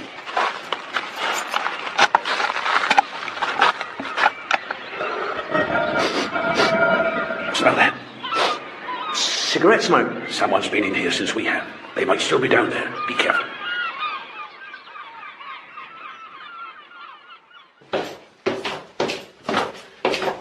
Well, whoever it was is gone now. We'll start with the stone coffins. It was damn hard work. Stone coffins weren't meant to be moved, and at the far end of the vault they were stacked 4 high. Each one had to be lifted down and the lid removed. There. Torch. Not in my eyes, in the coffin. Bones, Sarge. One complete set. Right. Let's get the next one down. My flaming finger! We found the stuff in the bottom 2 coffins. They were each crammed tight with dark brown sealed polythene packets. Fowler slit one open with his knife. Cannabis. Top quality stuff. You're looking at a small fortune, Beaumont. No, not a small fortune, a damn big one. Do you know how much this little lot would be worth on the open drug market? Well, about 100,000. You're miles out, nearly £1 million. And this is just one consignment. Lord knows how many others there's been. How'd they get it here? Same way the old brandy smugglers got their stuff in. Row out to the shipping lane, that was the rubber dinghy, take it off the ship and row it back here. It was tailor-made for it. Oh, yeah. Things are beginning to make sense now. With £1 million at stake, life becomes cheap. Anyone standing in your way, kill him. How was Pete Carter, his wife, Eric Farrow, standing in his way? I expect they saw too much. Carter's house overlooks the cove. And he didn't want 2 cops looking down on him either. That's why he drew us away with that cottage fire. But why did he kill Aldridge and old Harry Day? I don't know, but he's going to tell us. 5 people killed for this muck. Let's talk to Mitchell. Home sweet home. I could even drink a cup of your tea, Bowman. That's how desperate I am. Clarkie? Clarkie? He's not here. Well, his car's outside, and he wouldn't leave Mitchell on his own. Clarkie? Clarkie! Oh, my God! Give me a hand with him, quick! Hold it there. Don't let us have any sudden movements. Mitchell! Please don't do anything silly, Sergeant. It's a real gun, and it's loaded. I'd hate to have to prove it to you. This is very silly, Mr. Mitchell. Not one more step. I'm already supposed to have killed 3 people tonight, so what's an extra village policeman or 2? Constable Clark isn't badly hurt. A little tap on the head, that's all. Would you please drag him into that cell? Shall I shoot young Beaumont in the leg as a token of good faith? Do what he says, Beaumont. All right, Clarkie. It's all right. Now what? Don't come out. I'm going to lock you in. Throw me your car keys. Quickly. As the sergeant fumbled in his pocket for the keys, my eye was caught by the door behind Mitchell. The handle moved slightly and began to turn. I pulled my gaze away and held my breath. There. Thank you. Sorry to do this. I appreciate how humiliating it must be. I'm sure someone will let you out. Eventually. Drop the gun, then turn round very slowly. What the? You killed him. Mitchell wasn't dead, but from the look of him it was only a matter of time. We got him over to the surgery and then returned to the police house and slumped down in chairs to await the doctor's verdict. Chadwick alone seemed to be in high spirits. Good job I turned up when I did, Sergeant? He'd got clean away. How's the head, Clark? Throbbing. And my teeth ache. But it'll pass. You're damn careless, Constable. How's your head, sir? Not too bad, thank you. Good. Tell me something, sir. How was it you so conveniently happened to be carrying a gun? I always carry one, Sergeant. I have special authority. And does this special authority also give you the right to shoot and kill? If necessary. Was it necessary? You didn't even give him a chance to drop his gun. I was aiming for his arm. I intended to wing him. He moved. I didn't see him move. He was bringing his gun up to fire at me. You wouldn't have seen. He had his back to you. My conscience is clear, Sergeant. We've got our killer. If he dies, we've saved the county the expense of a trial. And what did you do with his gun? Locked it away in the safe. You better let me have the key. It'll be quite safe, sir, I promise you. Nevertheless, I'd like the key. Thank you. Shall I ask you a question, sir? If Mitchell had a gun, why'd he go round stabbing people, smashing their faces in? He's a sadist. It's more fun, slashing, stabbing, watching your victim's face. Ah, the good doctor. How's your patient? Critical. We've got to get him to hospital. Is your phone working, Sergeant? Mine seems to be dead. Sounds all right. Get the hospital for him, would you, Clarky? Ooh. Take a seat, Doc. You look worn out. You look like walking wounded yourself. Norriston Hospital. Polford Police here. I have a call for you. Here, I've got the hospital, Doc. Thank you. Hello, this is Dr. Lethbridge. Yes, Doctor. How can I help you? You're not the usual night operator. I'm the relief. George is off sick. I see. Can you get an ambulance to Polford right away? It's an emergency. Sorry, Doctor. The police aren't letting anything through because of this rabies outbreak. But this is an emergency. I have a patient requiring an immediate operation. Then there's no way we can help, Doctor. All surgical wards have been closed. Serious cross-infection. Damn! I'd better speak to the duty medical officer. Again, I'm sorry, Doctor. He's not available for calls. Not available? Doctor, it's chaos down here. We're inundated with rabies cases. I'll leave a message and try to get him to phone you later. Oh, sorry, the other line. Problems, Doctor? All surgical wards closed because of cross-infection and the police aren't letting any ambulances through. Couldn't we get a helicopter in, fly him to Trefley Hospital? It's too far. The journey would kill him. I'll just have to do the best I can. He's in good hands, Doctor. What were you aiming for, Mr. Chadwick? His heart? Because if so, you're a damn good shot. The night had slipped past and it was now morning. All we wanted to do was sleep. But there was one final chore before we could think of bed. The cannabis in the vault had to be brought back to the station and locked up safely in one of the cells. We all had to work like beavers. I say all, but Chadwick didn't join us. He seemed strangely disinterested in our haul.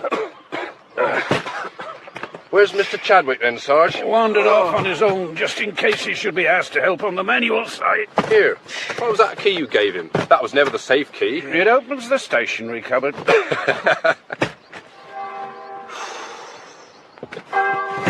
Here, what's that? For the Carters and Eric Farrow. Oh. The news must have got around. Any more, Beaumont? This is the lot, Sarge. Good.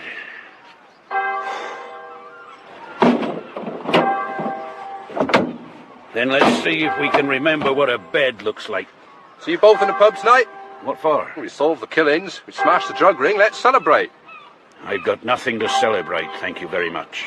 People have died. Yes, Sarge. Here, you'll be there, won't you, Beaumont? The pub was crowded. We had caught the killer, and everyone was happy. We were the heroes. People kept sending us over drinks. Then I noticed Sergeant Fowler signalling from the door. Hey, we're having a great time, Sarge. Come over and join us. Saunter over and get Clarky. I'll meet you outside. No, Sarge! Who is your damn well told?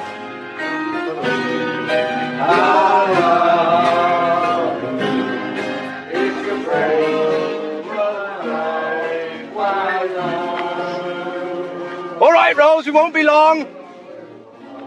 Blimey, Sarge, didn't we deserve a break? What the hell is it now? Keep your voice down. There's been another killing. What? Miss Reed. Oh, no. Albert, over here a minute. I'm not going back there, Sergeant. Oh, I'm sending you back. Tell the constables what you told me. I called at Miss Reed's place to drop her shopping in. I always pick it up for her. She gives me a cup of tea. Anyway, I knocked. No reply. No lights on. No smoke coming from the chimney. Not like her at all. I walked round the back. I knew something was wrong as soon as I saw the bedroom window. It was smashed in. I took a quick look inside. Come on, Albert. Tell them what you saw. I saw Miss Reed on the floor. Hardly anything on. Her face was covered in blood. Well, did you go inside? No, Well, she might still have been alive. No. You wait till you see her face. She was dead. Okay, Albert. You get off home. There's the doctor. Now, come on, I'm sorry to break up the celebration, but perhaps it might have been a trifle premature. Miss Reed had been getting ready for bed, undressing slowly in front of her uncurtained window. She had this obsession about men lusting after her naked body. There were now 4 men staring down at her. No one would lust after her now. Shotgun. Fired from outside. The barrel smashed the window, then blasted her in the face. Time of death? Between 10 and 12 o'clock last night. Car outside, Sarge. Chief Superintendent. Where's he sprung from? I was looking for him. Let him in, Beaumont. Right, Sarge. Can't we cover her up, Doc? It doesn't seem decent. The body, not the face. Take a sheet from the bed, Clarkie. Right. There you are, Sergeant. I was on my way to the station for you. I saw the car. Oh, God. When did this happen? Last night. Not discovered until today. Well, there's another one. What? That was why I was looking for you, Sergeant. You'd all better come with me. There's been another killing.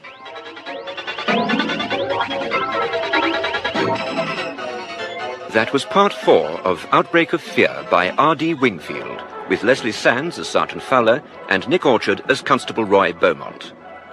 The rest of the cast: Dave Clark, Cornelius Garrett, Dr. Lethbridge, Paul Nicholson, Chadwick, Nicholas Courtney, Mitchell, Conrad Phillips, Joe Hardy, John Gabriel, Albert, Douglas Leach, and the operator, Brian Gear. The programme was directed in Bristol by Brian Miller. Bluffing all that much. This time I know the normal-sized cockroach is in here because aha! There he is. Private man's voice. Coming, Captain. Come on, man, pull your finger out. Right, sir. Ah, that's better. Now then. There's only one man who can deal with a zoological crisis like this. Send in David Talks Like This. Very good, Captain. You heard him, man. Bring in David Talks Like This. Ah, welcome to the scene of the action, Mr. Talks Like This. There's the cockroach. Look, underneath the table. As a leading scientist and authority on these matters, what do you suggest we do? Well, a cockroach of this completely normal size could prove very tricky to handle. So I think the only course of action open to me at the moment is to talk like this. Fine. It doesn't seem to have been very effective in capturing the cockroach, sir. No, you're right. I tell you what, Mr. Talks Like This. How about us all giving you a hand? Well, all right then. Okay, everyone. All sew your top lips to your nostrils. That's it. Now then, all together. No, that doesn't seem to have made a blind bit of difference either. Hang on, sir. I've just noticed something. What is it, Private Man's voice? Well, look closely at that cockroach. It's not a cockroach at all, but nothing. He's right, sir. It's nothing at all. Absolutely nothing. It's funny how they look so similar in this light. Look, I'll bring it over and show you. No, don't touch that, whatever you do. Why not? Well, it's my belief that absolutely nothing is in fact a rare Latvian non-existent cockroach. A non-existent cockroach? Yes, of the genus Platella non-existicus. They're extremely rare. Nobody's ever seen one. Excuse me, but isn't this getting rather absurd? Yes, I think so. Here's the right answer. Well, congratulations, Ada. God bless, and that means that you won tonight's closing credits. Well, that just about winds up another 30 minutes the Berkey's way. The closing credits you can hear now compete with Labour-saving Liberal Pact, an eye-level Joe Kendall which stands on tiptoe to make it more fun, plus an electronic Esther Ranson which automatically turns off Chris Emmett, Nigel Rees and Fred Harris. Writers Andrew Marshall and David Renwick will enable you to cook up a special 2-course script, although if it's much 2-course, it may be cut by producer John Lloyd of Europe. See you next year, folks, and happy dynamic living.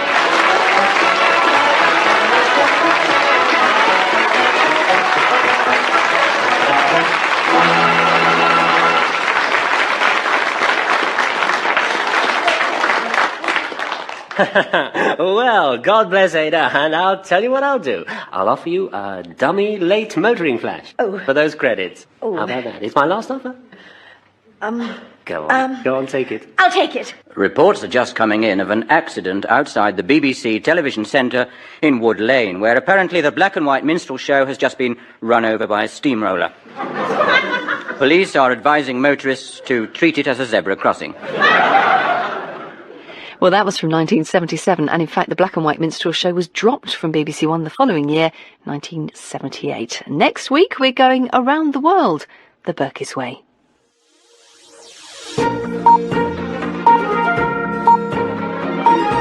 BBC Radio 4 Extra. Crime and thrillers now at just after 1 o'clock. Ian Fleming's Casino Royale continues in half an hour. Grappling with your arch enemy is never an easy job at the best of times, even tougher when he's cackling away to himself at the controls of a speeding train. But no one does it like Dick Barton, as we'll discover in 45 minutes. And what better for a Friday than drama by the master of dark domestic comedy. Alan Ayckbourn's Absent Friends is at 3.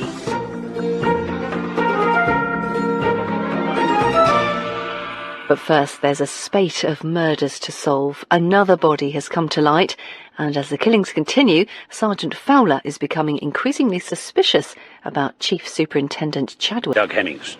So you shot the wrong man last night, Mr. Chadwick. Examine him, please, Doctor. Leave the recriminations for later. I need more light. Beaumont, shine your torch on him, please. My torch lit up the face of a man in his late 50s. The skin leathery and tan, the eyes wide open. Then I saw his throat. The underside of his jaw, a hole. A gaping hole. Can't you hold it steady, Constable? Sorry. Shotgun. Point-blank range. The barrel would have been touching the throat when the trigger was pulled. You mean the gun was pointing upwards, under his chin? Yes. The way people usually commit suicide with a shotgun. Are you saying this is suicide? No, but if the gun had been found alongside the body, I'd have said suicide without a doubt. The killer made him stand, stuck the gun under his chin and pulled the trigger? A sadist, Sergeant. Well, one thing's certain. Whoever this sadistic killer is, it can't be Mitchell. Can't it? You haven't told us the time of death, Doctor. Between 10 and 12 last night, about the same time as Miss Reed. Which doesn't get Mitchell off the hook, Sergeant. He could still have done it. Must have been bloody busy last night, then. Smuggling cannabis, killing 3 people, burning a cottage. Now you're saying he also polished off a couple more with a shotgun. I'm sorry, Mr. Chadwick, it just doesn't make sense. We've already established this is the work of a maniac, so why are you looking for sense? Well, you two, I know it's dark, but if that shotgun's anywhere near, I want it. Sir. All right. How did you know the body was here, Mr. Chadwick? A chance, Doctor, pure chance. I left the car and was stretching my legs. I nearly tripped over him. Over here. We found the shotgun.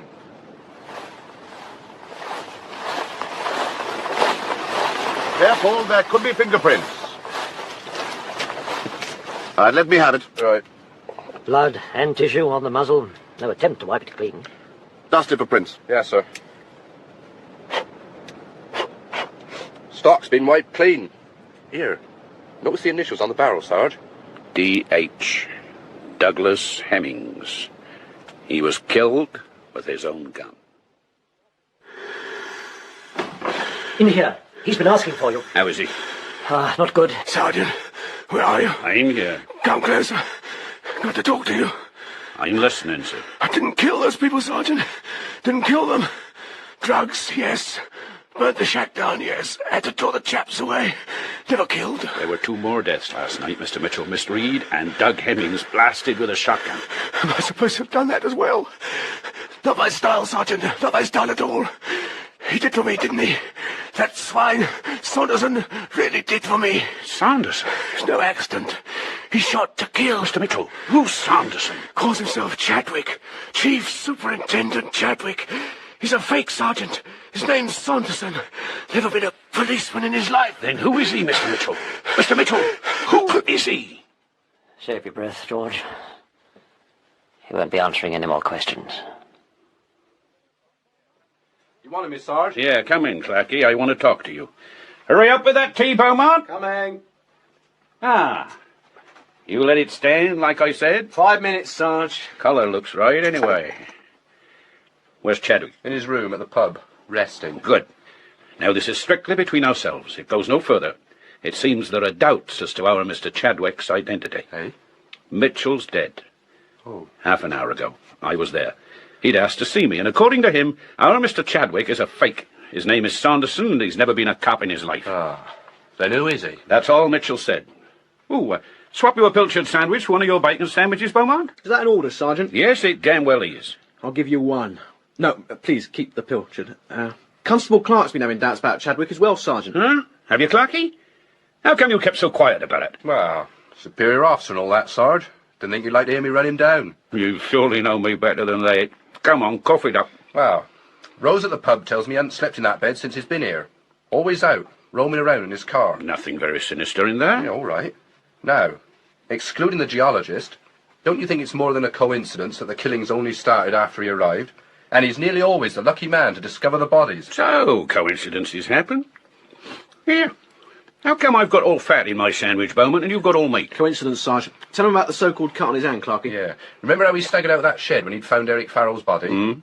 How he pretended to be sick? Pretended? Sounded real enough to me. Oh, yeah, sounded real enough. Made us all politely avert our gaze. I didn't avert mine. I'm sure he was hiding something behind that rainwater barrel. Hiding what? Well, I don't know. First chance I got, I looked. Nothing. He must have retrieved it. Assuming he'd put anything there in the first place. Look, do you want to hear any more? You know me, Clarky. Anything bad about Chadwick, and I'm all ears. There was blood on his hand. He said he'd torn it on a nail, right? But later on I could see there wasn't a scratch on it. He put his hand on some spare blood. God knows there was enough of it about. So why'd he pretend he'd torn it on a nail? Had you ever heard of him before he dumped himself on our doorstep? I know very few of the London hierarchy. Yeah, I suppose he produced identification. A letter from the Chief Constable. Which could have been forged. Ah. Why don't you phone the Chief Constable? Why don't you learn how to make a decent cup of tea? Oh, he's right, Sarge. Phone up. Go on, ask for confirmation. I couldn't do that. Why not? Well, supposing he's genuine, I'd be going behind the senior officer's back. It's not as if we got any real proof. Did Mitchell say anything else? He reckons Chadwick shot him with deliberate intent to kill. Well, that's it then, isn't it? You've got a duty to follow an allegation like that through. You've got to, Sarge. I don't know. Look, I'll get county headquarters for you. Ask the Chief Constable. Dialen's the easy bit. I'm the one that's got to talk to him. I'm the one could get all the comebacks. Oh, go on in.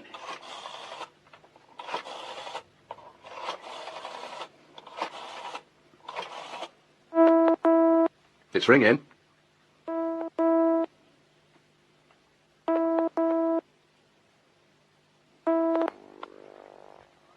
County, please. Sergeant Fowler of Pulford to speak to the Chief Constable.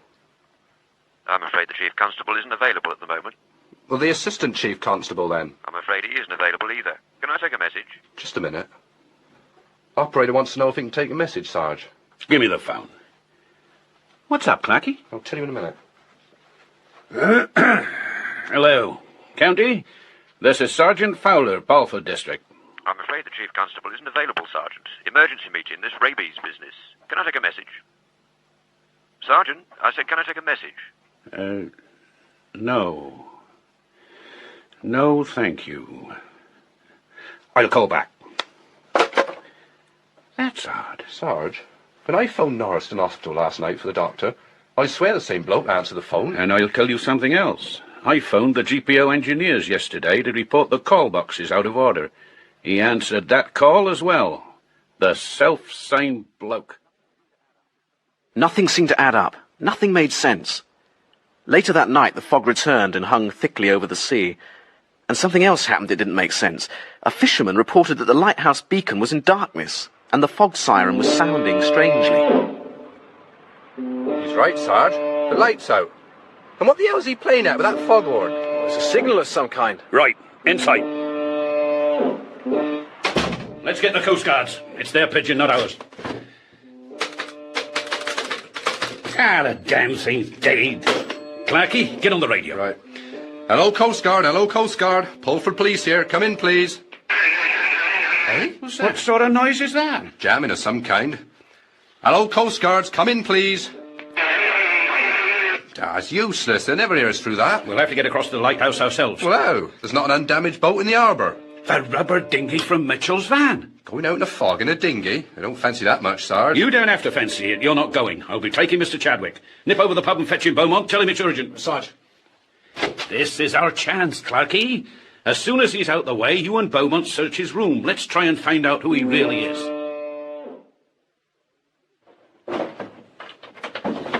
I shouldn't have let you in. It's his private room. It's all right, Rose. Special police exercise. Only don't tell Chadwick we've been here. The mess you're making, I won't have to tell him. Clarky. Duty calls, Rose. See you later. You'll get me into trouble. Mind reader.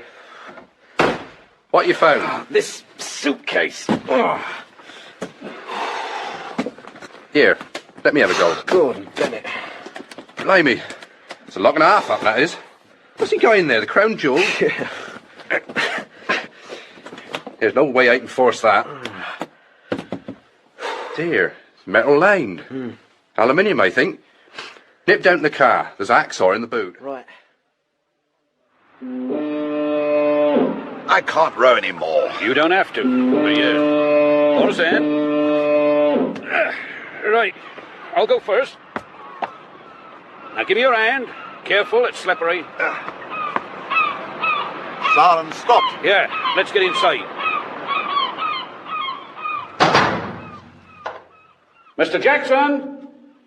Mr. Jackson! Stay away from me! Stay away! Up there, quick!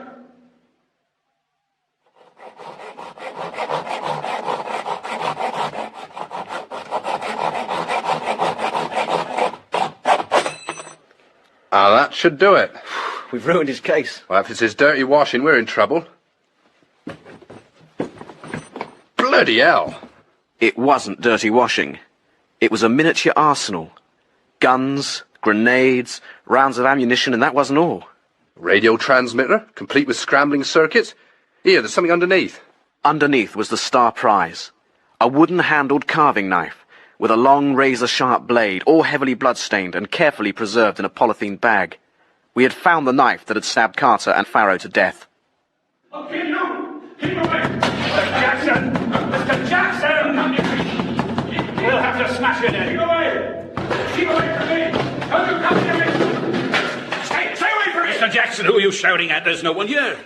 I shall kill you! I shall kill you! Mad, he's still staring mad. Mr. Jackson, it's Sergeant Fowler. You know me. Stay away from me! Stay away! He's climbing over the rail. No, no! He's going to jump. I'll grab him, quick! Mr. Jackson, don't! Clark, Sergeant Fowler, come in, please. Fowler to Clark. What is it, Clarky? Is our friend within earshot, Sarge? No, he's down below. Why, what you found out? Over?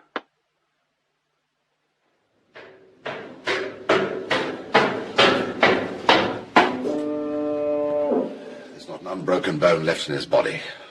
What a way to kill yourself. There's no possible way you can make this death look like murder, is there, Mr. Saunderson? Saunderson? Where did you get that gun, Sergeant? The safety catch is off, you know. It's Mitchell's gun. Keep your hands where I can see them. I was looking for my identification, actually. May I get it? My inside pocket. No sudden moves, then. I'm not as clever with guns as you are, Mr. Saunderson. Brigadier Saunderson, actually. The Ministry of Defence. Yes, I was afraid Mitchell might recognize me. We did our army training together many years ago. Here are my credentials. The last lot of credentials you showed me said you were Chief Superintendent Chadwick. Ease your finger off that trigger, Sergeant, please. Well, if you won't believe my credentials, would you believe your Chief Constable? I might. When we get back, we'll phone him. Our phone's dead. Well, don't worry. You'll be put right for our call. Trust me, Sergeant. No way. Why did you come here? I told you. To find the killer of all those people. You know his name? Whose name? The murderer. I've always known who was responsible for the deaths. Who? Aldridge, the so-called oil company geologist. Ironically, he was the first to die, but he was responsible for all those deaths. I'm now looking for the killer. You're talking rubbish. Am I? Do you mind if I sit down? Where shall I start? Tell me about Aldridge. Aldridge. Until very recently, he was a low-grade laboratory technician in the Bacteriological Warfare Department of Portland Down. But the story really starts back in 1943. I'm not interested in what happened 40 years ago. I'm concerned with the past 24 hours. Bear with me. 1943, World War II. Sergeant Fowler had left his radio on transmit, so Dave Clark and I could hear everything Chadwick said. It seems that in 1943 we were planning ahead for the invasion. Hitler had captured most of Europe in a matter of weeks, with minimum loss to his own troops. A few Stuka dive bombers screaming down, and the civilian population panicked, blocking roads so our troops couldn't get through to counter the German advance. We wanted something similar for the invasion, but we couldn't dive bomb our own allies. So our scientists came up with what they thought was the perfect answer. A harmless virus that caused panic. The virus that causes panic? This is pure science fiction. Is it? They were copying nature. Do you know what happens to a rabies victim? Water terrifies him. Even the faint sound of a dripping tap is enough to send him into screaming convulsions. He won't swallow for fear he will drown in his own spittle. It's caused by a virus that goes straight to those few cells in the human brain that control our fear of water. Well, using this as a starting point, the team developed PX1, a virus many times more powerful, but far less selective. PX1 attacked all parts of the brain that control fear. Not science fiction, Sergeant. Fact. According to Chadwick, PX1 was tested on laboratory rats. It worked too damn well. The rats did more than panic. They tore each other to pieces. Then it was tried on a detachment of enemy troops. They tried it on men? Yes. Like the rats, the troops killed each other. The survivor, an officer, put his pistol in his mouth and pulled the trigger. PX1 was a failure. It made everything an object of menace, something to be killed before it killed you. And when there was no one left to kill, the victim's greatest danger was himself, the final menace to be wiped out. Which is why the German officer committed suicide. This is unbelievable. So it couldn't be used on civilians. But on the basis of waste not, want not, it was suggested it could be used as a weapon on the enemy. They would wipe themselves out, then all we had to do was march in and bury the bodies. That's sick. Yes. Of course, Churchill would have none of it. He gave orders that the PX project and something even nastier that the team were developing were to be scrapped, stocks and records destroyed, and the team disbanded. And did they destroy it? No. They made a token show of obeying the PM, but small quantities of PX1 and the other virus were removed and hidden, together with copies of research notes. A couple of days later, the entire team were wiped out when a V1 scored a direct hit on the lab. That should have been the end of it all. Their secret should have died with them. But it didn't. No. Somehow or other, Aldridge found the stuff. There was something about Chadwick's story that just didn't ring true. A panic virus developed over 40 years ago? It was a load of rubbish. But by God, whatever other lies Chadwick was telling, I was soon to have proof enough that the virus was genuine. PX1 had caused the deaths of Aldridge, Harry Day, Pete Carter, Eric Farrow, Miss Reed, Doug Hemmings, Jackson, and indirectly Mitchell. Somehow or other, Aldridge had found the stuff and tried to blackmail the government. £5 million or he'd sell it to the Russians. The government decided to call his bluff. So Aldridge contacted the Russians, who couldn't produce the £5 million quickly enough. He'd sold it to them. He'd offered it to them, and they were prepared to meet his terms, subject to proof. By this time, Aldridge had gone into hiding. Neither we nor the Russians knew where he was. He was camped out in his tent on the moor, calling on people, chatting them up, infecting them with the virus. We'll never know if it was done by accident or done deliberately to give the Russians the proof they demanded. And we neither know nor care, whether it was an accident or sheer carelessness that caused him to infect himself. But as soon as Chadwick learnt of the death of a man so panic-stricken, he charged through thorn bushes with his eye ripped out. He knew he'd found Aldridge. The next priority was to find the virus before the Russians did. To put them off the scent, all deaths had to look like murder. Harry Day's face was smashed in. One of my men was in the pub when Albert Maskell told of hearing screams on the moor. He guessed it could have been victim number 2, so went out to look for the body. It was necessary to make the death look like the work of a madman. One of your men? Camped out on the moor. We keep contact by radio.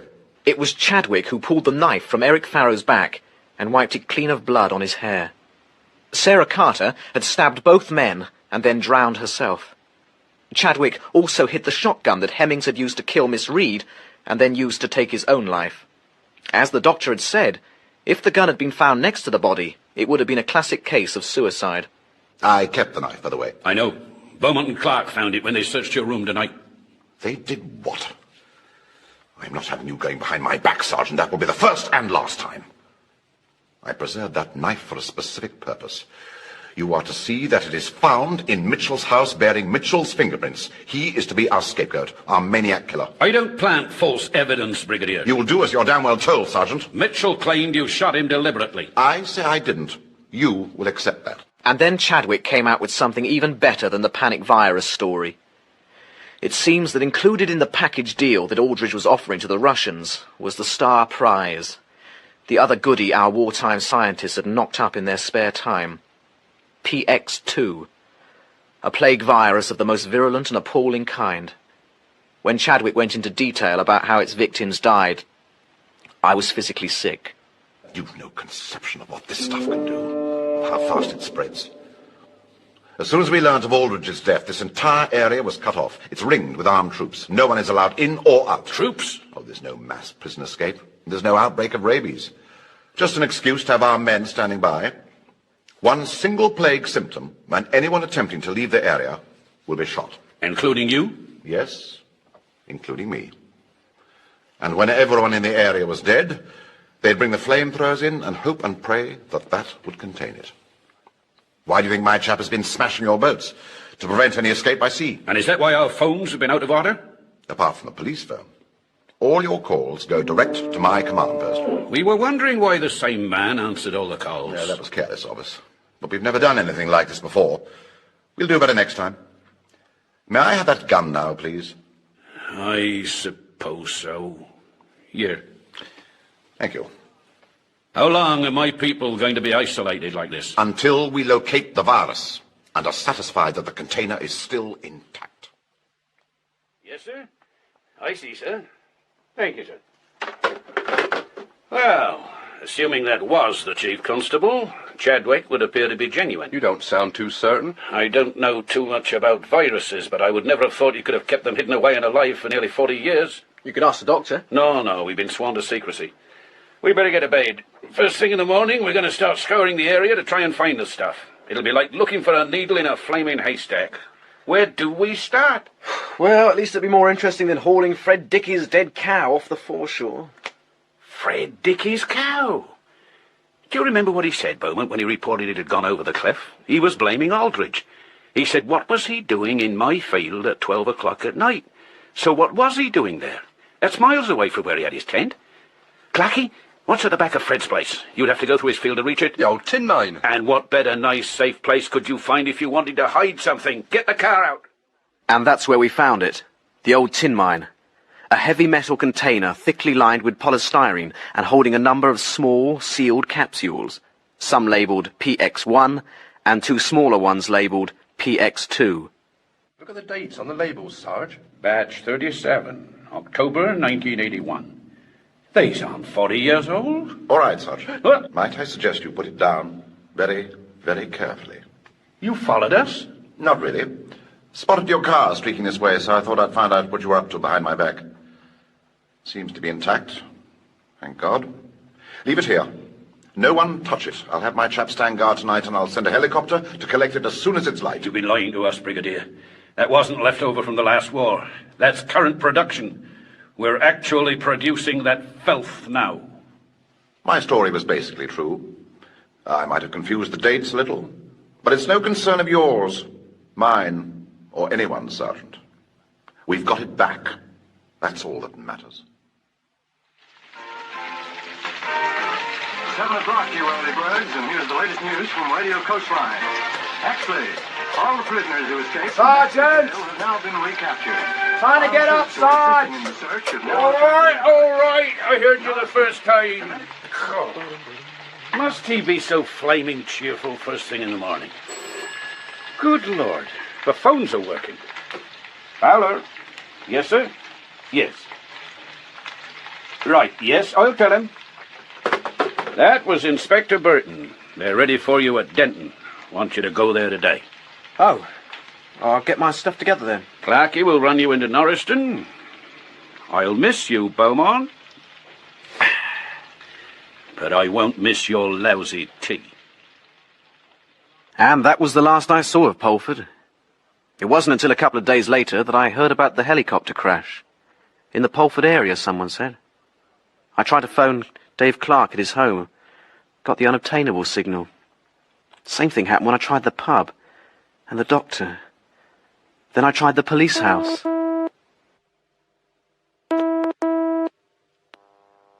Hello? Is that the police house? Yes? Could I speak to Sergeant Fowler, please? I'm afraid Sergeant Fowler isn't available. Can I take a message? Who is this calling, please? Who is this calling? Until I'd been to Polford, I'd never seen a dead body. I'd never known real fear. But now I'm terrified.